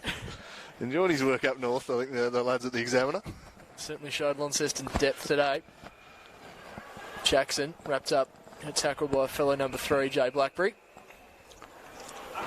Oh, a 3-2, third quarter for the Rouge, so something to take out of that, isn't it? Yeah, talked a little bit at the end of the first half of being wary of a little bit of psychological scarring, which seems like they're going to avoid. They've responded pretty well, as that kick is always to the favour of James Dowling, who just parked himself back in defence on his lonesome, and plenty of time to take that one. He has some time to assess his options here, and guides a pretty nice little kick in between of 3 Clarence shirts and finds his man. And field kicking has been very impressive today, I say, as they turn it over with a fairly risky kick, but they recover the situation pretty well. Big ball to be won in the middle of the ground here, and Clarence win it well. Josh Green inserts himself into the contest. Now it's punched forward intelligently by Beasley. Just work it forward any old way will do. Pre-Shaw turns, swings onto the left, and he's just off target. But it really has been much better passages of play from Clarence in this quarter.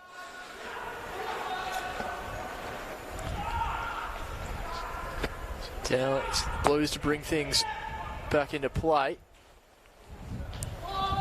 Kicking out to the hillside of the ground. Groenewegen at the back of the pack. The ball somehow stays in play. Handball forward in the Brendan Taylor direction. There's a fair bit of room to move here, Brendan Taylor. Opts for the short kick to Jay Blackberry.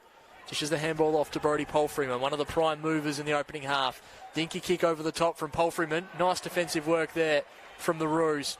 Just getting in the way. Braden Pitcher, though, swoops on the loose football. He already has 2 for today. Pitcher doesn't add to his tally on that occasion. Out of bounds on the full. Nice work from Keegan Wiley there, influencing the contest defensively. He's been a little bit quiet today. He's only his second game for the year, but first game out he had 11 rebound 50s. He wouldn't be near those numbers today, as the kick centrally set a task for young Pre-Shaw, but he was up to it, showed some good hands. Good composure shown there, and Swinton worked it back to Pre-Shaw. Pre-Shaw by hands through the middle. This is better from Clarence. Holmes, well, it was looming nicely. They had numbers flooding forward. And again, just an aimless kick turns it straight over to Jamison House. And 3 men lining up, and lack of composure has dogged them all day. And the Launceston defenders have just been licking their lips, taking intercept marked after intercept marked, and that will bring an end to a third quarter. And despite perhaps a frustrating last 30 seconds there, positive signs for Clarence. They won that quarter, I think, and a decent response after a fair belting in the first half. The game well and truly in Launceston's keeping, but I think we'd pretty impressed with what we saw from Clarence in that quarter. Yeah, encouraging for them. They won the quarter, and I certainly thought they got their hands on the footy. They were certainly intent when they didn't have the footy too, to not let Launceston flip it out and transition it from the inside out to the outside, where they've hurt Clarence so much today by their foot skills, so they're able to neutralise that, and they'd be pretty pleased. Obviously the game's lost, but from their perspective they need to again finish it off with another stronger quarter. So outscoring a team that probably haven't lost too many quarters all year, to be honest, Launceston. So they just looked a little bit flat that quarter, didn't they, boys? But you'd think they'll try and get it back and wrestle back onto their terms, and Mitch Thorpe will be pushing hard for them. He'll probably sell the old cliche that there's pressures on spots and guys to come back into the team, so we've got plenty to play for here, and they'd be looking to try and stretch this out to an 80-point win, and Clarence would love to win the second half, I would have thought, get something out of this game. Absolutely. So three-quarter time at Blundstone Arena. Clarence 4-6-30. The goal kickers Baxter Norton, Sam Green, Oliver Preshaw and Colby Whitelaw. For Launceston, 13-5-83. 53 points up heading into the final quarter. Michael Musica leading all comers with 4 goals. Dylan Riley has 2. Braden Pitcher also with 2 singles to Jack Donnellan, Brody Palfreyman, Casey Brown, Jay Blackberry and Jake Hines. So 53 points at three-quarter time. Clarence showing some signs of promise in that third term. Wait and see what the fourth quarter has in store. We'll take a short break. Bring the last quarter action to you in a moment.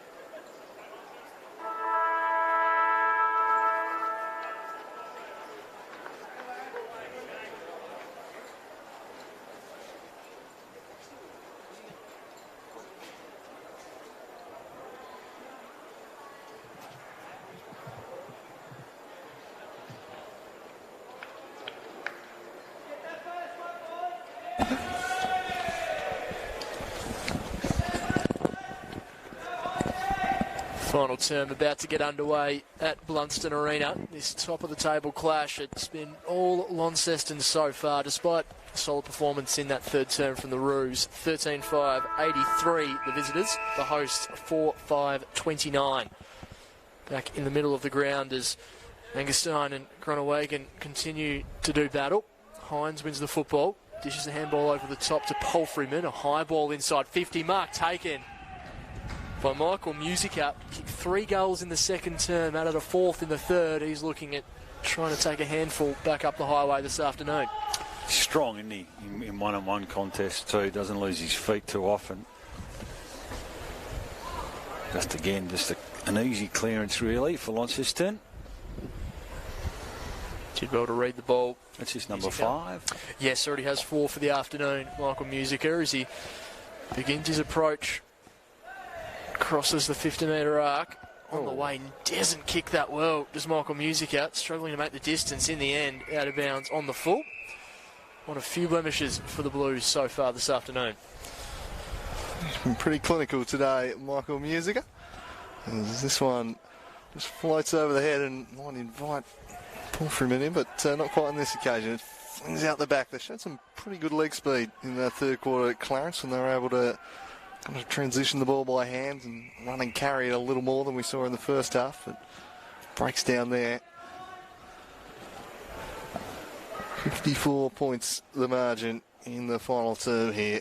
It's been another very impressive display from the ladder leaders.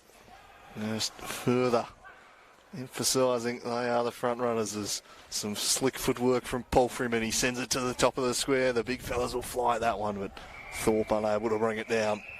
Spoiled in for another ball in. Forward pocket for the Blues on the offensive early on.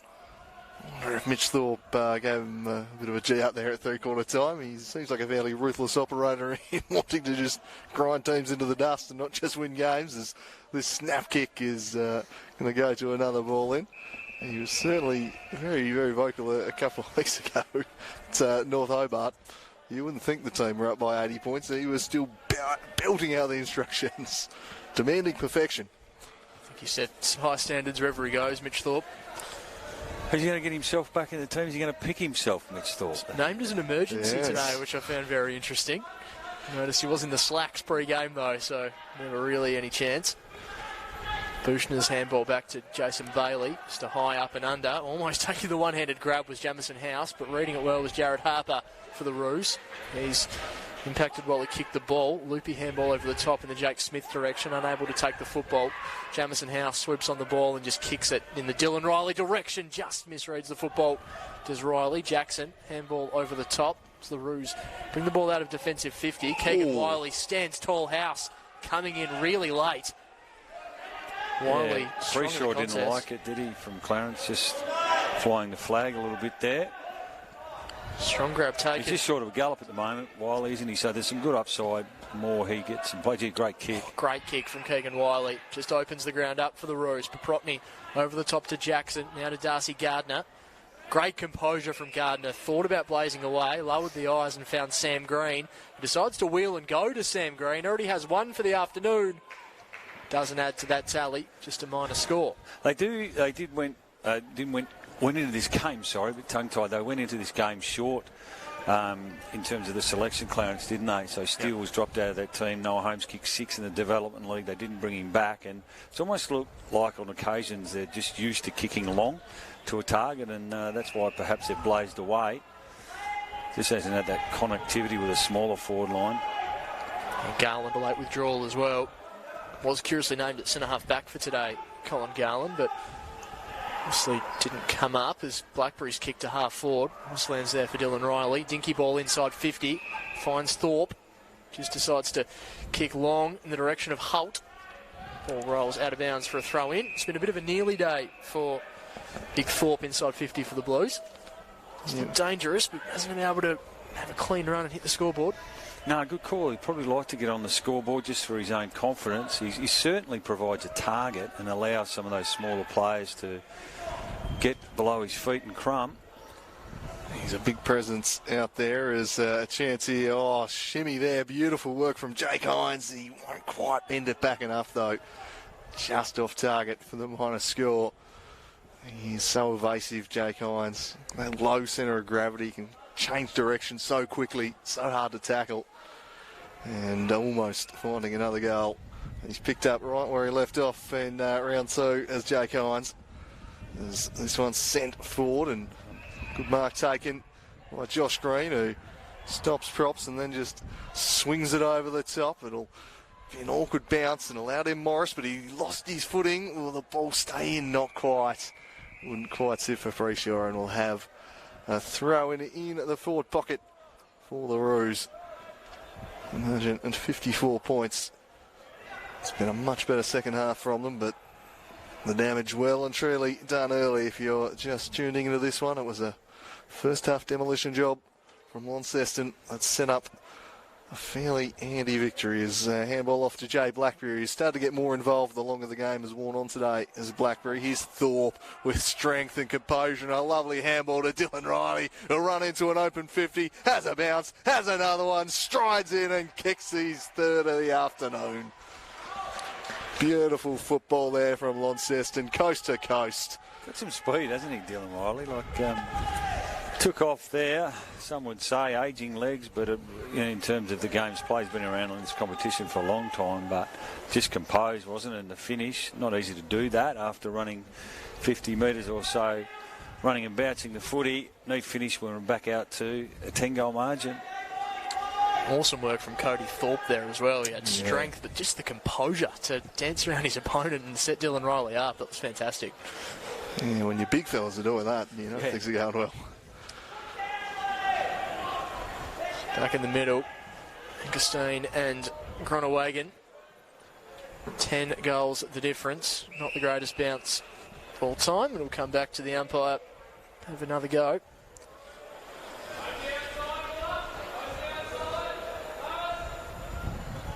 Thrown up by the umpire. Launceston wins it down on this occasion.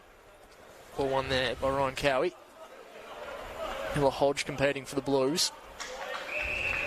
It's interesting, Hamish Leadham, don't have the numbers in front of us, but as to how many centre ball ups, centre bounces he's actually attended, it wouldn't be many today. Yeah, they've kind of shared it through the first few weeks of the year, but they've really backed in Groningen today, haven't they? But, he was 8th in the competition for ranking points coming in, Hamish Leadham coming into the day. So this one in the direction of Thorpe, can quite bring it down. Does well to get a handball out to Hines. Stakes one out the back, and it's another one for Dylan Riley. He's up to number 4. And it might yet be another big bag of goals for Dylan Riley. Just wait. He's kicked 2 in this last term. He's got 4. And, that was a bit of LA Lakers stuff. Showtime there, wasn't it? Katie Thorpe, presence of mind, a bang, knock it into space, and super quick handball from Jake Hines and Riley in the open goal. This is what happens at times with Dylan Riley. Haven't seen a player for the TSL for quite some time who can kick multiple goals in a quarter, can't he? I don't watch it. What's he kicked now? 4? Kick 4, yeah. I think we had a couple of years ago, Aidan Grace won the Lynch medal with, the Hudson medal, I should say, with, I think it might have been 27 goals for the season. He's already passed that. Absolutely.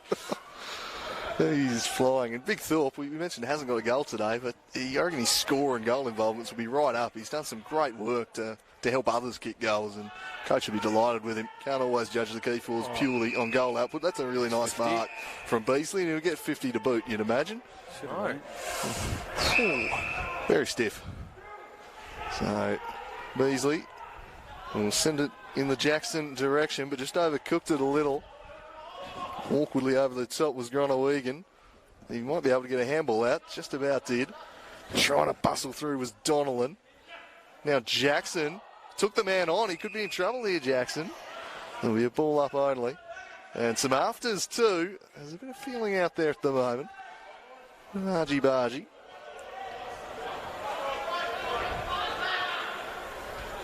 Groningen and Launceston again.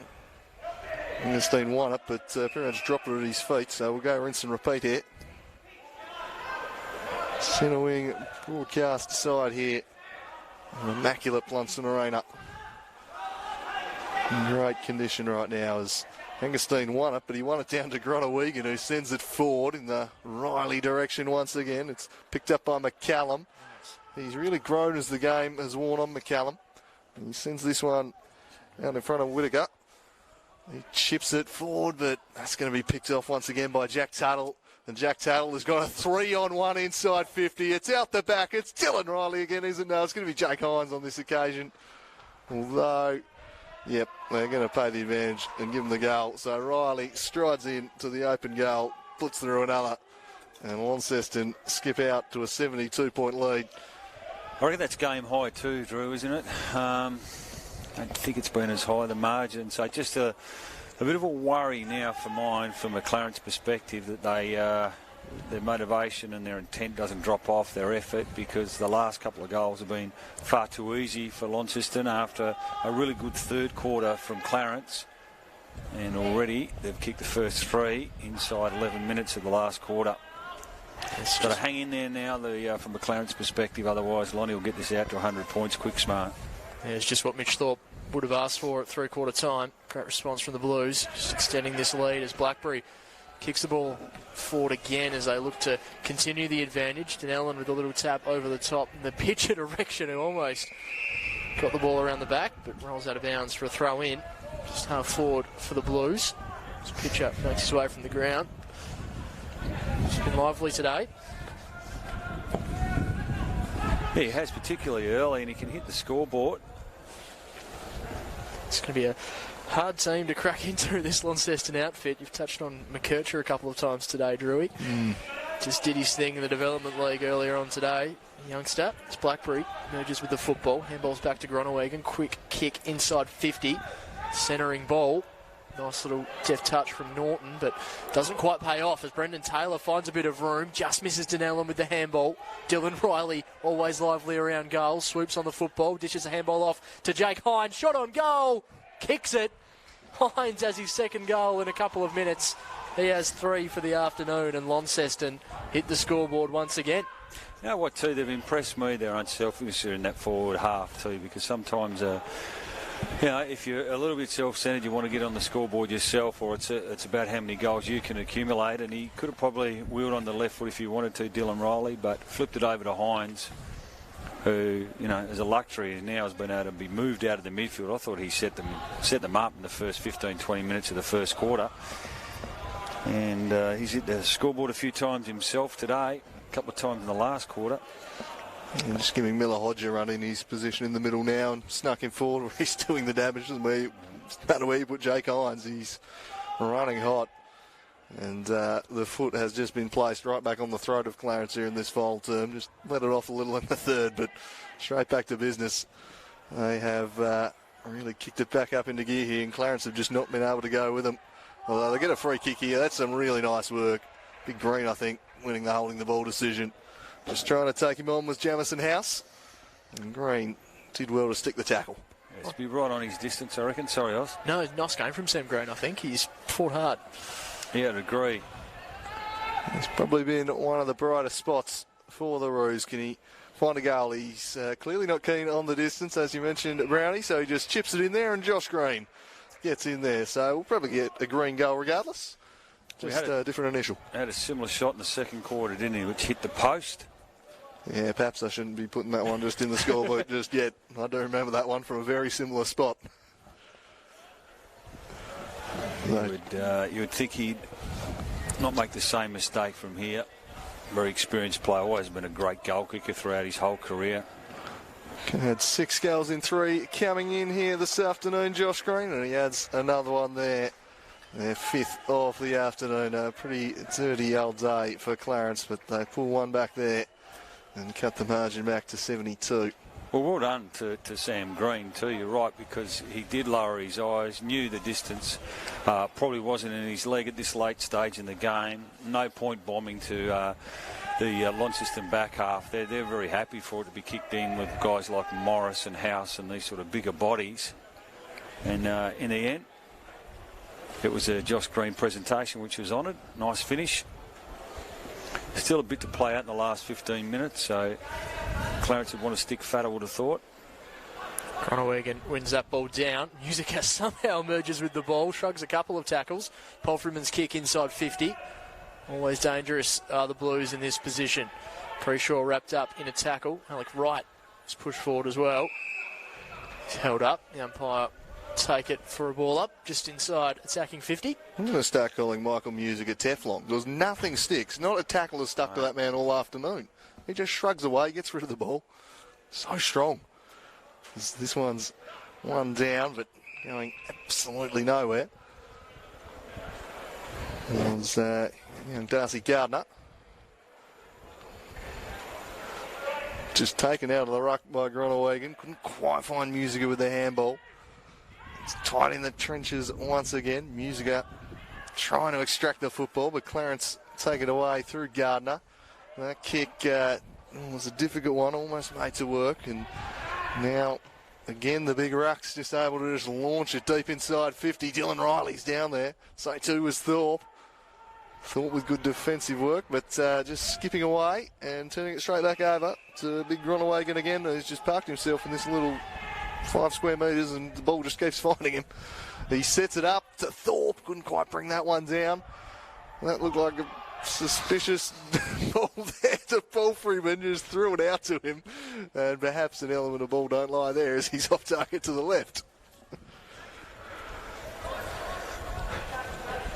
Groningen, busy couple of minutes for the big man. Might be involved here again, potentially. No, the mark's taken by Tom McCallum. Kicks in the Smith direction. He's going to have house for company. Blackberry now in pursuit of the ball. Swinton does well in the end, Luke Swinton. Late inclusion. Dinky kick over the top to Ethan Jackson. Former Launceston Blue. Better. Darting ball inside. Middle of the ground to Darcy Gardner. Not his best work, Darcy Gardner. He's going to come back and support. Receive the handball. Kicks it over the top. It's the Roos slowly bring the ball forward. Wheeling and going now as they drive the ball inside 50. The target's there. Almost the mark taken. Out the back. Shot on goal for the Roos. Just hits the base of the post. I reckon he's been one of the better players today, Sam Green. I agree with you, Oz. He's tried hard. Under very difficult circumstances too. Not a great day to be forward in this Clarence lineup, the way the ball's been coming into them. But I agree, he's probably been their best. And one of the positives Jeremy Webley can take away, but do tend to agree, Cal Brown, that they have looked a tall short down in that forward line. As climbing on top there, it was Alec Wright. There'll be a ball up. 72 points to the margin, 17 and a half gone in the final quarter. This top of the table clash in the TSL. Once again, Paul Freeman extracts it and sends it forward. Might find the boundary line. And good shepherd was laid there by the big ruckman. But another throw in. Jason Bailey, rather, it was putting the block on.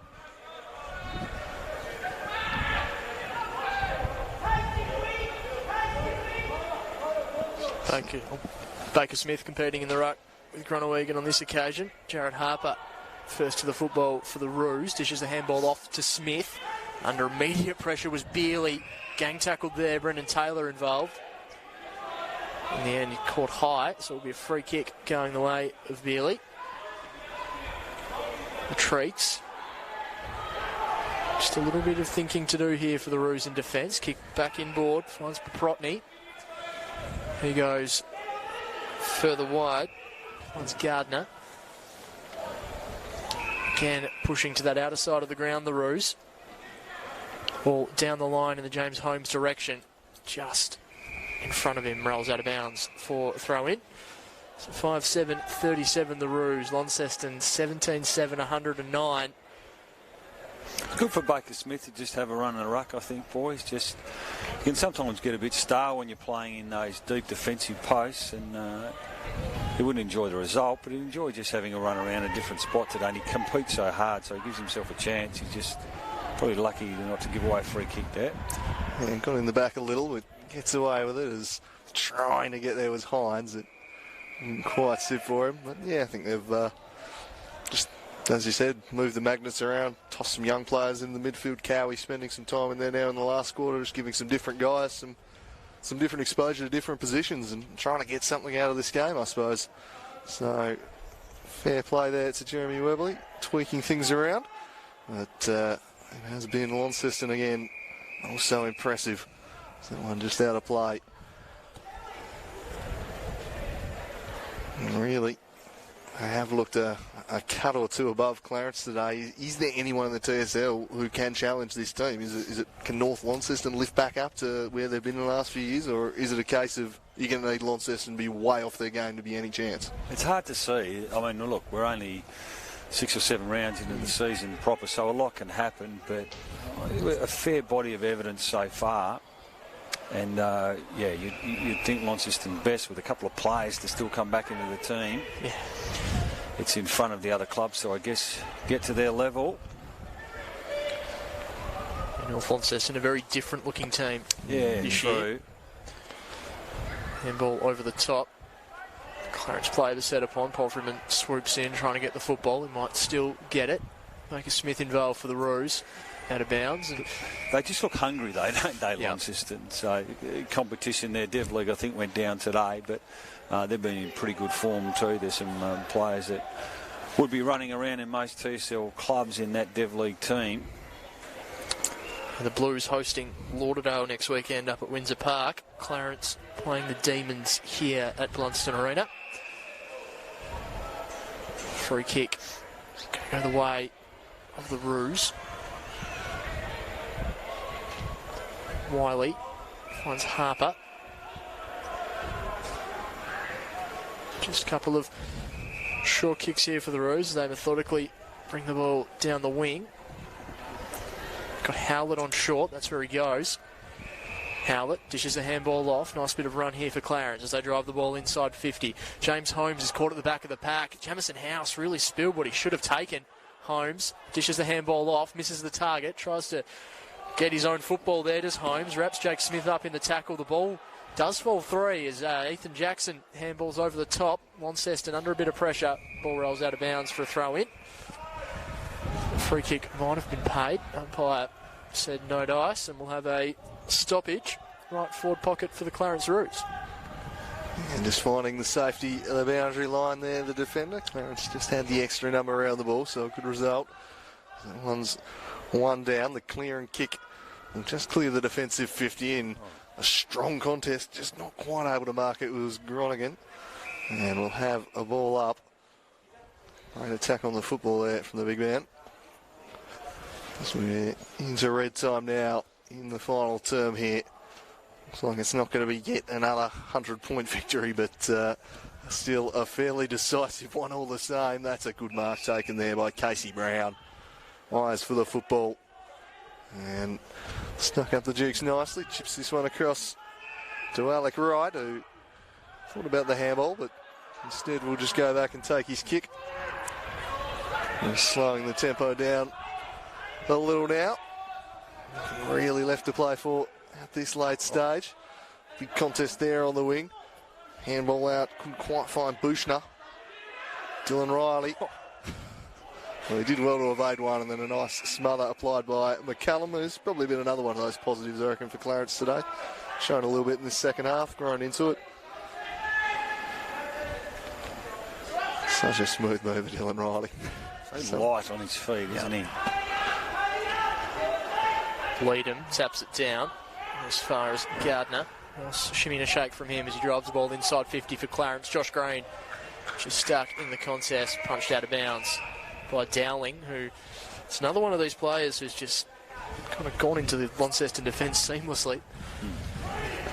Dowling, Morris, Tuthill, they all just work really well as a unit, the way they're intercepting the ball. There's a lot of communication that goes on behind the footy, isn't it, that you mightn't pick up on the screen today, but a lot of instruction. It's a really impressive setup they've got defensively. Tough nut to crack, even if you are able to win the ball in the middle. And that one fell nicely for Pitcher, who sends it inside 50. And it's the dangerous Dylan Riley in a one-on-one. He's got Blackberry coming in support. It just wouldn't quite sit for Riley, but that might work out even better. Oh, how is that not holding the ball? Anyway, play allowed to continue. It fell to Blackberry. He snaps it around the corner. Musica in the square. And through for a behind. I reckon Dylan Riley was awfully stiff there. And Buchner just did enough to harass him, but yeah, Riley unrewarded the tackle. And that's what he does, Dylan Riley. He's smothering the ball, he's laying tackles, he's just the complete forward. You'd love him in your football team. I reckon I reached a point with that play there where he was happy to let the opposition get it, because the high percentage is just to me to try and get the holding the ball here and have it sit for me. Absolutely. Groenewegen was tackled strongly by Smith. Gardner run down. Oh, just got the handball away. Nice tackle from Palfreyman. Launceston, they're throwing everything at this contest.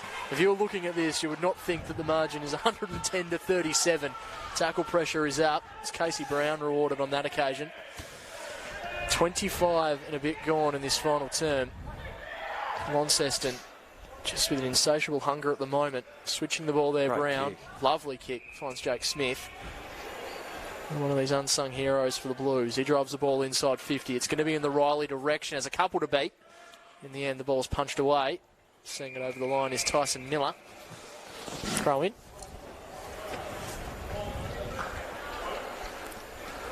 Probably not a real long quarter either, boys, I wouldn't have thought.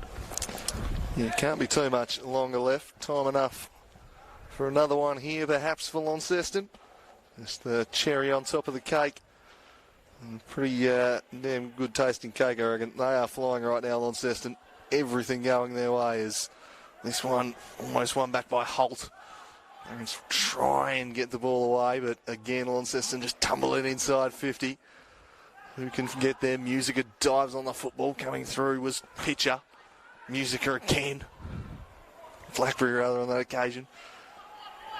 And Clarence just about able to clear the area, but their hands weren't clean, and again, they run themselves into trouble. A few tired bodies out there at the moment. And we'll have a ball up deep into red time in the final quarter. A free kick going the way of the Roos. Wiley, is it? Switching the ball now to Sam Green. It's been lively today, playing in a couple of positions. McCallum is presented well throughout the afternoon. A couple of the Clarence Bright stops just linking up as McCallum's handball just misses Preshaw, who's met by really physical work there from the Launceston player. Preshaw still down as Sam Green goes in to check on his teammate. Yeah, there's some concerns there, I think. I hope he's okay, but just the reaction from Sam Green would suggest he almost heard the collision there. It's a heavy hit. Yeah. Yeah, didn't quite, the handball received for him, didn't quite hit the target, so he set up a little bit. And Musica just exchanging a couple of pleasantries in the back as well, but good to see Preshaw up and about. Doctors Get him off. the field, but you'd think, get him off. Doesn't look good here, Preshaw. What's he sort of... Come on. Well, game's over. He's looking wobbly. You've been smacked in the head. What are you still doing on the field?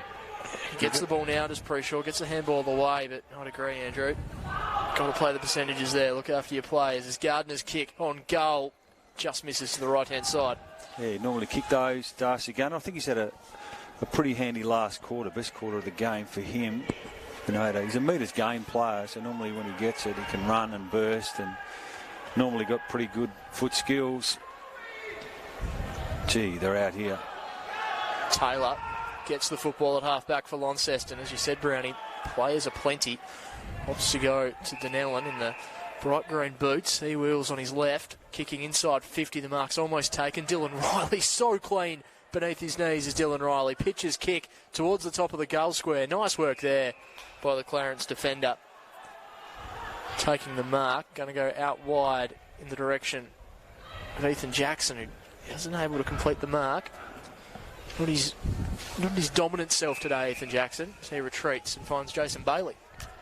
He'll chip it to Zach Buchner. Not called a lot today, the mighty Bush. He's been pretty quiet out there.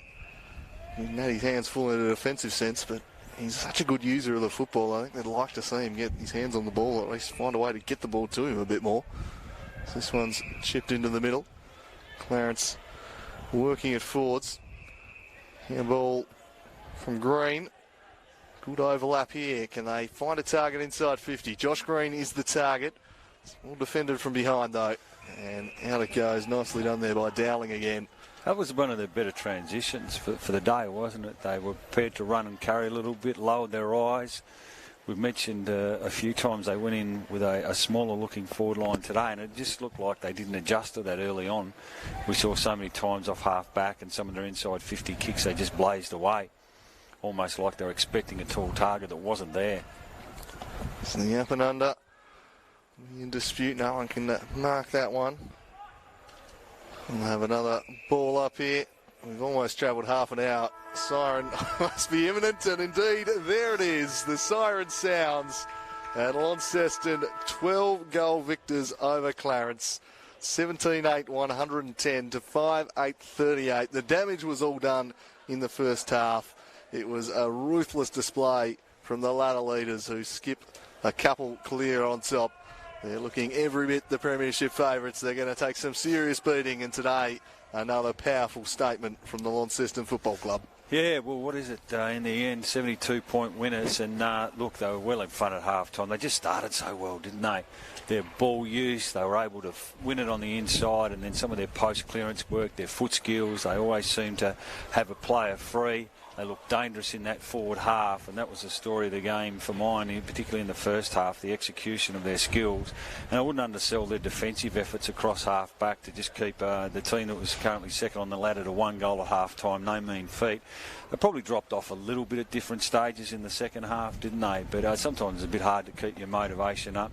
It looks like most of their players have got through unscathed, but a big win for them. For Clarence perspective, they were just overawed, weren't they, in the first half? Their ball use in particular, we've mentioned a few times, was just not on. They didn't get any connectivity or run and carry or flow with the ball in hand. And if they did, they just panicked and rushed in that first 2 quarters. But their effort was better in the second half, so that's something they can draw some positivity about, Oz, in that they were probably only outscored 2 or 3 goals in the second half. So, albeit they'd be bitterly disappointed with a 72-point loss, they can take something out of the second half. Yeah, 4 goals in the second half to Clarence, 6 to the Blues. But as you said, the damage was well and truly done by half-time. The goal kickers for Clarence: singles to Baxter Norton, Sam Green, Josh Green, Oliver Preshaw and Colby Whitelaw. For Launceston, Dylan Riley, his strong form continues. Only 4 goals today for Dylan Riley. Michael Musica also kicked 4. Jake Hines with 3. Such a dominant performance, particularly in the first half. Braden Pitcher, nice work from him, kicking 2, and then singles to Jackton Allen, Brody Palfreyman, Casey Brown and Jay Blackberry. So the Roos, they host North Hobart at Blundstone Arena next Saturday. Launceston, they meet the Lauderdale Bombers up at Windsor Park. I think you asked the question throughout that last quarter, Andrew Cooling, whether Launceston can be beaten in season 2021. Evidence today would suggest that it's going to be a very tough job for any opposition side, and they've certainly given no reasons for us to think they can be beaten. Yeah, obviously, as Brownie said, it's a long season. Injuries can happen. Lots of different things can happen. Players can come and go. But from what we've seen through the opening 6 rounds of this season, they do look a cut above. And if they're at their best, it's mighty hard to see them being pushed. They've got the makings of a juggernaut, this side. Been so impressed every time I've watched them this year. There's just stars across all the lines, and I think that's really emphasised by the whole Jake Hines and Michael Musica thing. I mean, Hines misses the last 2 weeks, they don't miss a beat. As Musica slots in, Hines comes back. Was probably best on ground for me today. I thought when the game was there to be won in the first quarter or so, he was utterly dominant. That free Musica gets sent forward, and there's no match-up for him down there. Just such depth, and help us all if Joby Harper gets in there. I don't think there'll be any stopping them. Yeah, Joby Harper and Fletcher Seymour as well. Just an embarrassment of riches for Launceston. Just before we go, Brownie, a couple of standout players for you from either side? Yeah, look, you know, from a Clarence perspective, I thought at different stages, Bealey got his hands on the footy. The air of his game has probably got to get that ball use in check. We mentioned Sam Green a few times. I thought Yeah, certainly he's one of the players that tried hard for them. Pretty sure for his job on Blackberry early on in the game. But yeah, Gardner seemed to get into it in the last quarter. I thought Baker Smith tried hard, particularly went into the ruck, but they just had too many players down for mine today. But gee, Launceston, you mentioned Hines, I thought he set him up really well to start off with. Musica was so dangerous, wasn't he, throughout the game. Riley bobbed up too. Zach Morris, some of his work down back for a young player I thought was really good. Even a player like Cody Thorpe today, he was down in terms of impact on the scoreboard, but gee, he gives him a target, he's a presence, and he allows some of those other smaller players like Pitcher and Donnell and these sorts of boys, when they get to his feet, they can get involved in the game. So I just thought a really even contribution today from Launceston. Absolutely. Well, Launceston running out. Emphatic winners, 17-8, 110 to Clarence, 5-8, 38. The top of the table clash only enhancing Launceston's standing as the team to beat in season 2021. Thank you for joining us here on the live stream. Thanks to Andrew McCarthy on the camera, Ash Wilkes back in the studio, Cam Brown, Andrew Cooling. Pleasure calling the game with you today. Thanks for your company. We'll catch you next time.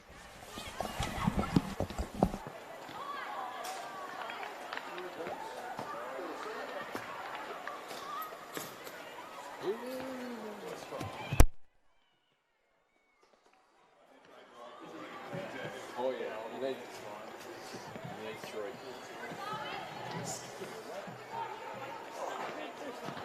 No worries, mate.